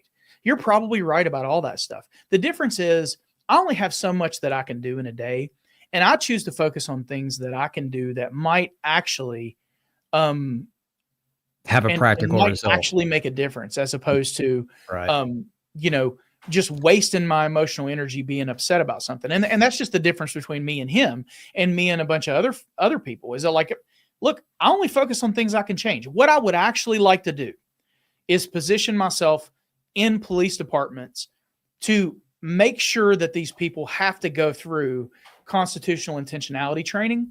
But there's even a downside to that, because here's what's going to happen. They're going to learn how to manipulate the system more and how to do it the right way. That's a good point. And then there won't be any way to hold them accountable. The only way to hold them accountable is to draw attention to the areas where their hypocrisy is on full display by looking at reports and saying, well, wait a minute, you just added that as if it was original justification, but you didn't check it till you were on the way over to the station. So how does that line up, right? Yeah. I want to highlight this question while there he is. Philip, my problem child. His question is, in the case of the interaction we just watched, if he gives in and gives the officer his ID and they ultimately say that he can go, can he then still sue them? But it depends on the state and what their, it actually doesn't depend on the state for that particular factual scenario, because some states follow the federal rule, which is that when a person submits to the authority of the police officer, they are seized under the Fourth Amendment. Yeah. Some states say, like, for instance, if he just kept running, he's not technically seized. Like the kid that ran and killed himself in North Carolina fleeing the police. He wasn't ever seized under the Fourth Amendment because he didn't submit to the officer's attempt to stop him. But under Philip's hypothetical, if you submitted, then yes, he would have unlawfully seized you without reasonable or articulable suspicion of criminal activity, and you could have sued him for an unlawful seizure under the Fourth Amendment. Yeah, that was my initial reaction to that too. Is that as long as you're operating under a legal framework that allows that, per se, then sure. I mean, I don't see how it would just protrude your ability to file a lawsuit in that scenario. Yeah, and he would have been much better off just honestly just giving the ID and then suing, because giving the ID, that's you becoming detained. It's you. So it doesn't make the nature. So it's so funny. It's a double-edged sword. in the same way it doesn't change whether there's a crime that they can investigate or whether they've solved the problem, it also doesn't upend your Fourth Amendment claim simply because you complied. In fact, the compliance makes it a seizure, right? Yeah. So, Yeah. it's one of those things. Like, it's just the biggest thing was here that he apparently just pled guilty for whatever reason to what. Yeah, he never, unfortunately, didn't tell me which crimes he pled guilty to. I was just looking at that a second ago. But Judy asked me a question. James, do you think that law enforcement should be a 4-year degree? that's I'd love to hear your. It's a loaded question. So to expand on that, then, is it 4 years? Is that enough? No. I don't know. She's asking whether in a perfect world, I think, Judy, correct me if I'm wrong. She's asking if in a perfect world, I think what she's asking is, would it change any of this stuff if they had to be more educated than they are? And my answer to that question is going to get me roasted. I don't see any value in a 4-year education for law enforcement. Really? Yeah, because I think that the universities, see, this is where I don't. It's tied to a broader critique. I see. Yeah, I think that colleges are focused on profit over education. I think they're focused on social engineering over education. I don't think there's any real value in the education of a police officer, because it doesn't take more than a semester to learn the constitutional ramifications of your conduct. Everything you learn in the first year of law school is just how to think like a lawyer, how to question everything. And then the second year of law school, you learn in the meat and potatoes. I learned everything that I use in this thing, in this channel, in a single semester. It really does not have to do with a 4-year degree. And if you think about what you need for a 4-year degree, it's a whole lot of bullshit that has absolutely nothing to do with constitutional law. What I think would make a difference is not allowing people to be police officers before they're 25 or 30 years old. That's what I think would make a difference. I agree with that. And granted, requiring them to show a proficiency and an understanding. I'd rather see police officers go through a mini law school that doesn't give them a degree than I would see them get a 4-year degree, because what are we going to make it in? Is it gender studies? Is that going to make you a good police officer? Like, then what's the standard? You know what I mean? Like, you can get into law school with a physical education degree. Right. Yeah. You know what I mean? That's true. Yeah. It just makes me wonder though, like, if training's not the solution, if, what is accountability the only measuring stick we have to dictate whether or not our police officers are actually doing a good job? Right. I think that's, I think it's hard to measure. And then the other thing is, it's so decentralized too. Judy just made a great point about, I'm tired of seeing officers make $150,000 a year. You know what they make in East Tennessee, where I live? They make $20 an hour. So they make $45,000 a year. Would you do that job for $45,000 a year? No. Hell no. And I wouldn't do a good job of it if I did do it. You know what I mean? Just like, hey, you know what I'd be doing? I'd be waiting for fucking that overtime. I'd be arresting somebody to tie myself up for the next 4 hours, right? Yeah. So that's the other thing. Look, there are a lot. This is why our plan that nobody knows of right now is going to be a great undertaking, because we have all these things that we can talk about, right? And it is that there's a lot to unpack here. There's a lot of things that might change everything and could also change nothing. And it's all relative to where you are.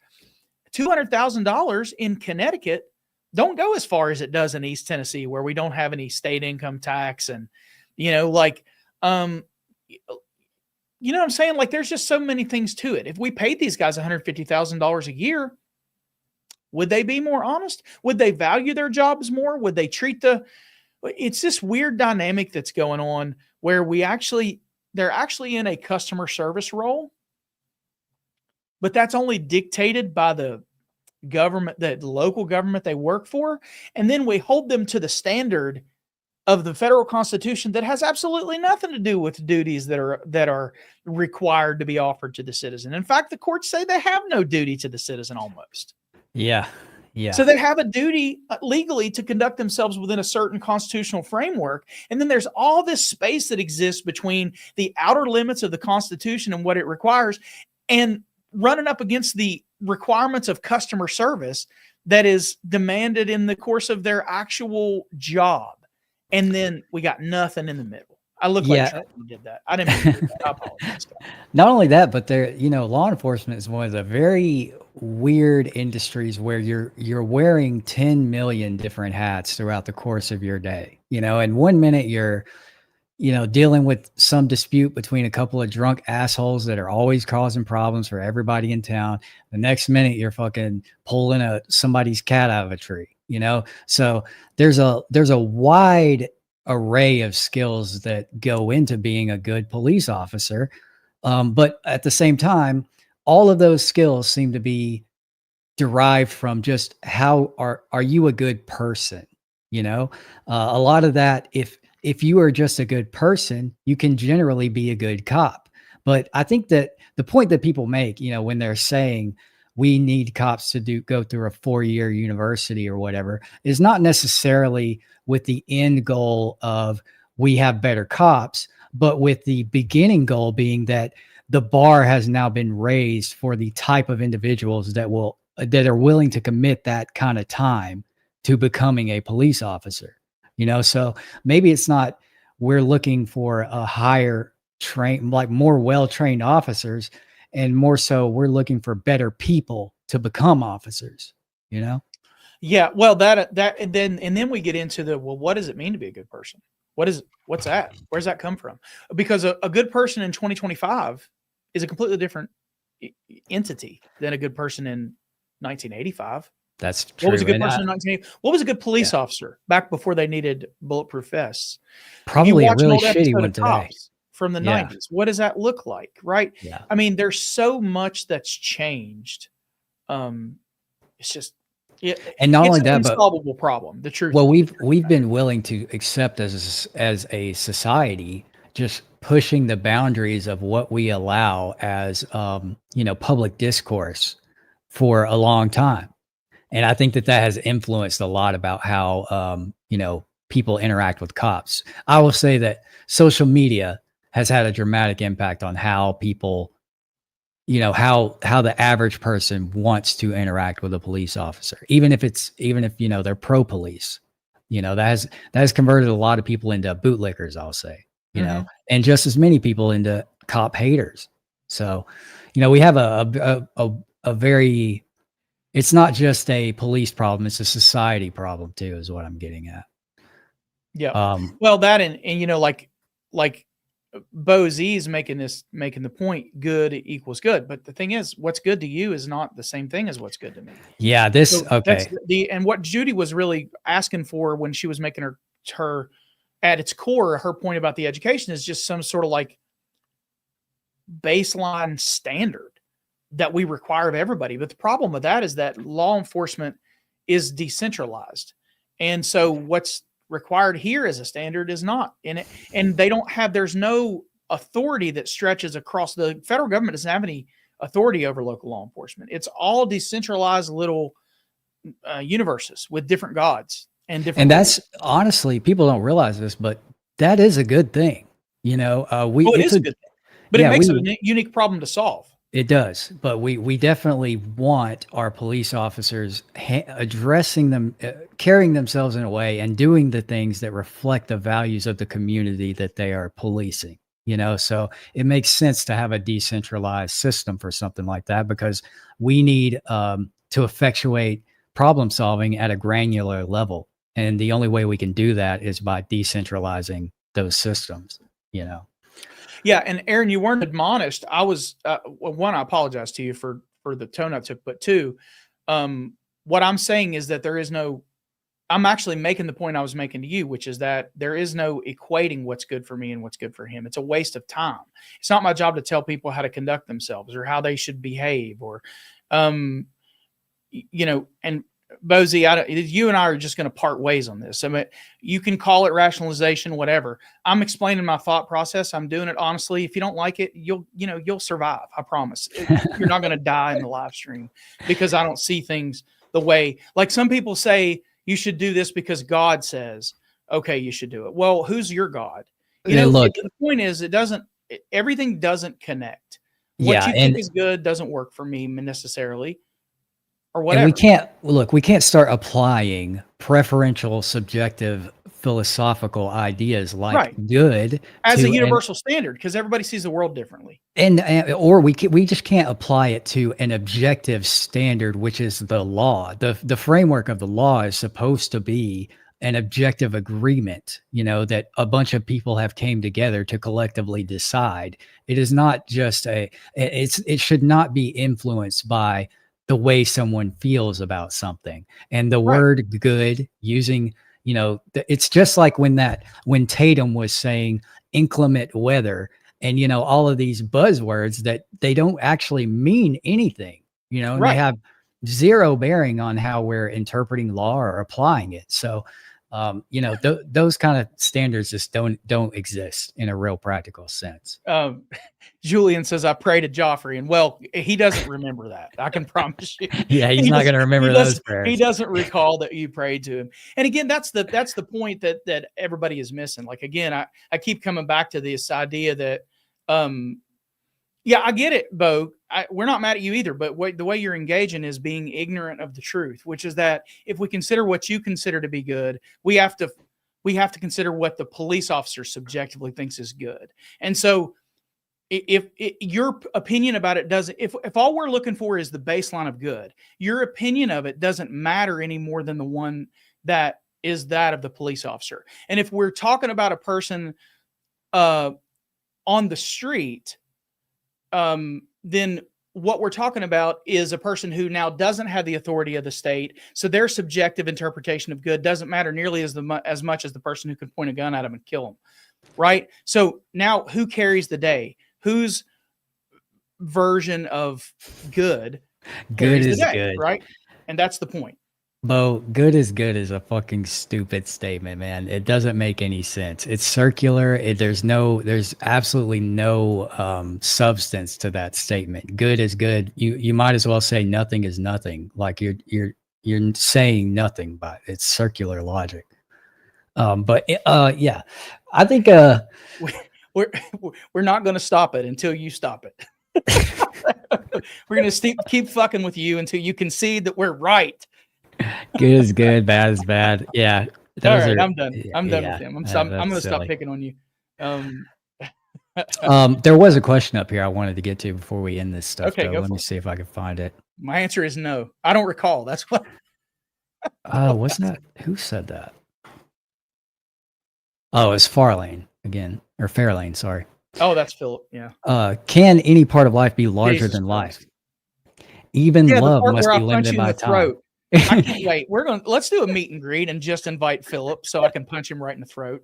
Is any killer worth more than his crime? Again, this is like you're drawing really deep philosophical implications from something. I take issue with the word any.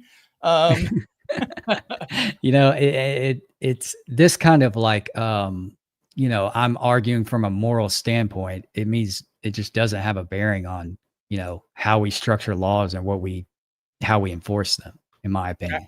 Actually, Eric, I think you may have made the best point here, which is that I just got trolled for 15 minutes by OZ without realizing that's what was happening. So yeah. Hey, there you go. There's the value of education, Judy. Look at those fucking degrees on the wall. Got 3 of them.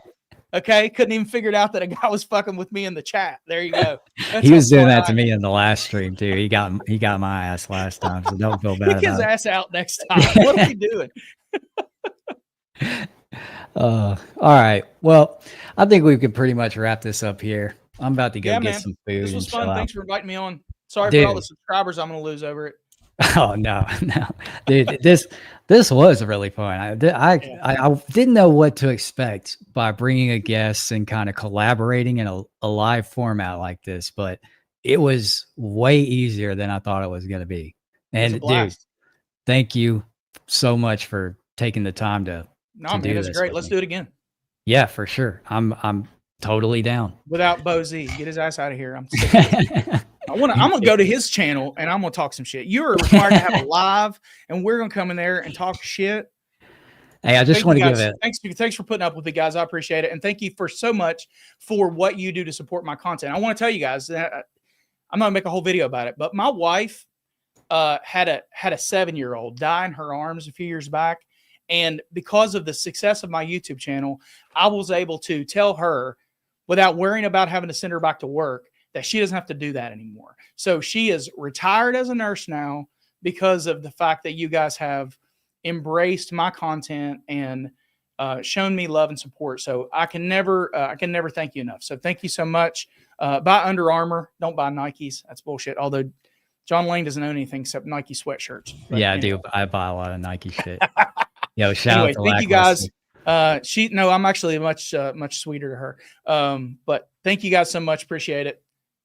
All right, James. Thank you for being here, dude. We'll see you next time. There's going to be a next time. So we'll see you then, brother. Sounds good. All right, man. Later. All right, that was fun, right? I mean, your first time having a guest on, that was really awesome.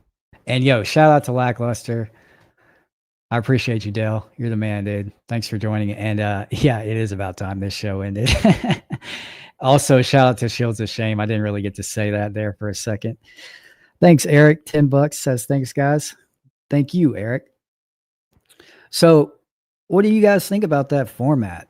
Not a lot of chat interaction while we were doing it, but something different. I don't think a ton of people are really bringing people in and watching police interactions in real time, especially not with an attorney. So,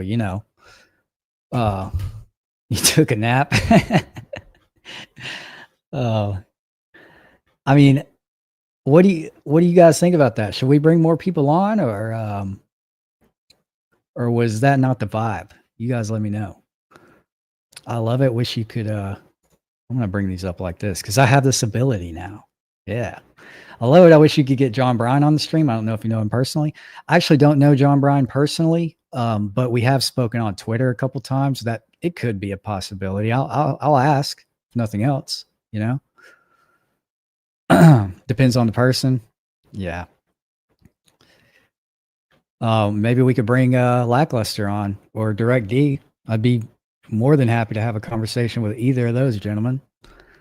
Also, Steve from Inland Auditing Media said he would be down to do one. Jeff Gray said he would be down to come on.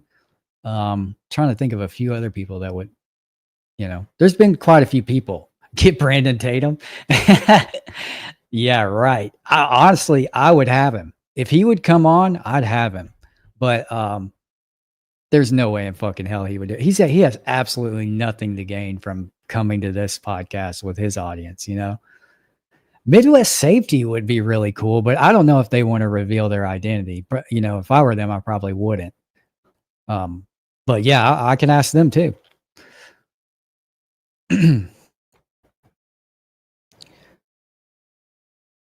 So yeah. If you guys have any suggestions about someone you would like to see, let me know. I'm sure I could get in touch with them one way or another and at least try to work it out. So Direct D has zero credibility. Okay. I know Direct D on a level I think that most people probably don't. And I think that if you're buying into auditing drama, then you're probably getting a version that's not true to the real person. So, oh yeah, Justin from the Random Patriot. That's a great one that would be another good guess, because some of his stories, I think there's a lot of his stories that he has told me things about that weren't necessarily captured in the videos that I think he could talk about. Oh, and Freeman as well. Yeah, James Freeman is another good suggestion, Fairlane. Why not an audit with I keep forgetting I can do this. Why not an audit with a police chief and how to act during stops?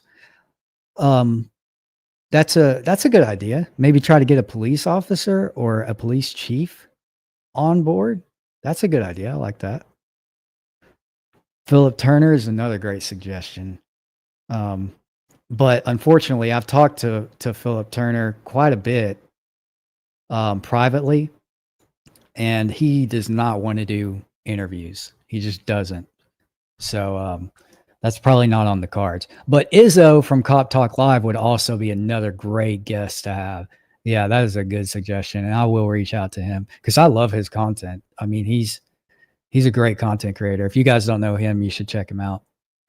And I linked Southern Draw Law's channel, James's channel, in the chat. I don't know if you guys caught that or not, but you know, if you're not subscribed to him, which I imagine that pretty much all of you probably are, you should go subscribe to him immediately because his content is fantastic. Some of the best legal analysis on this platform.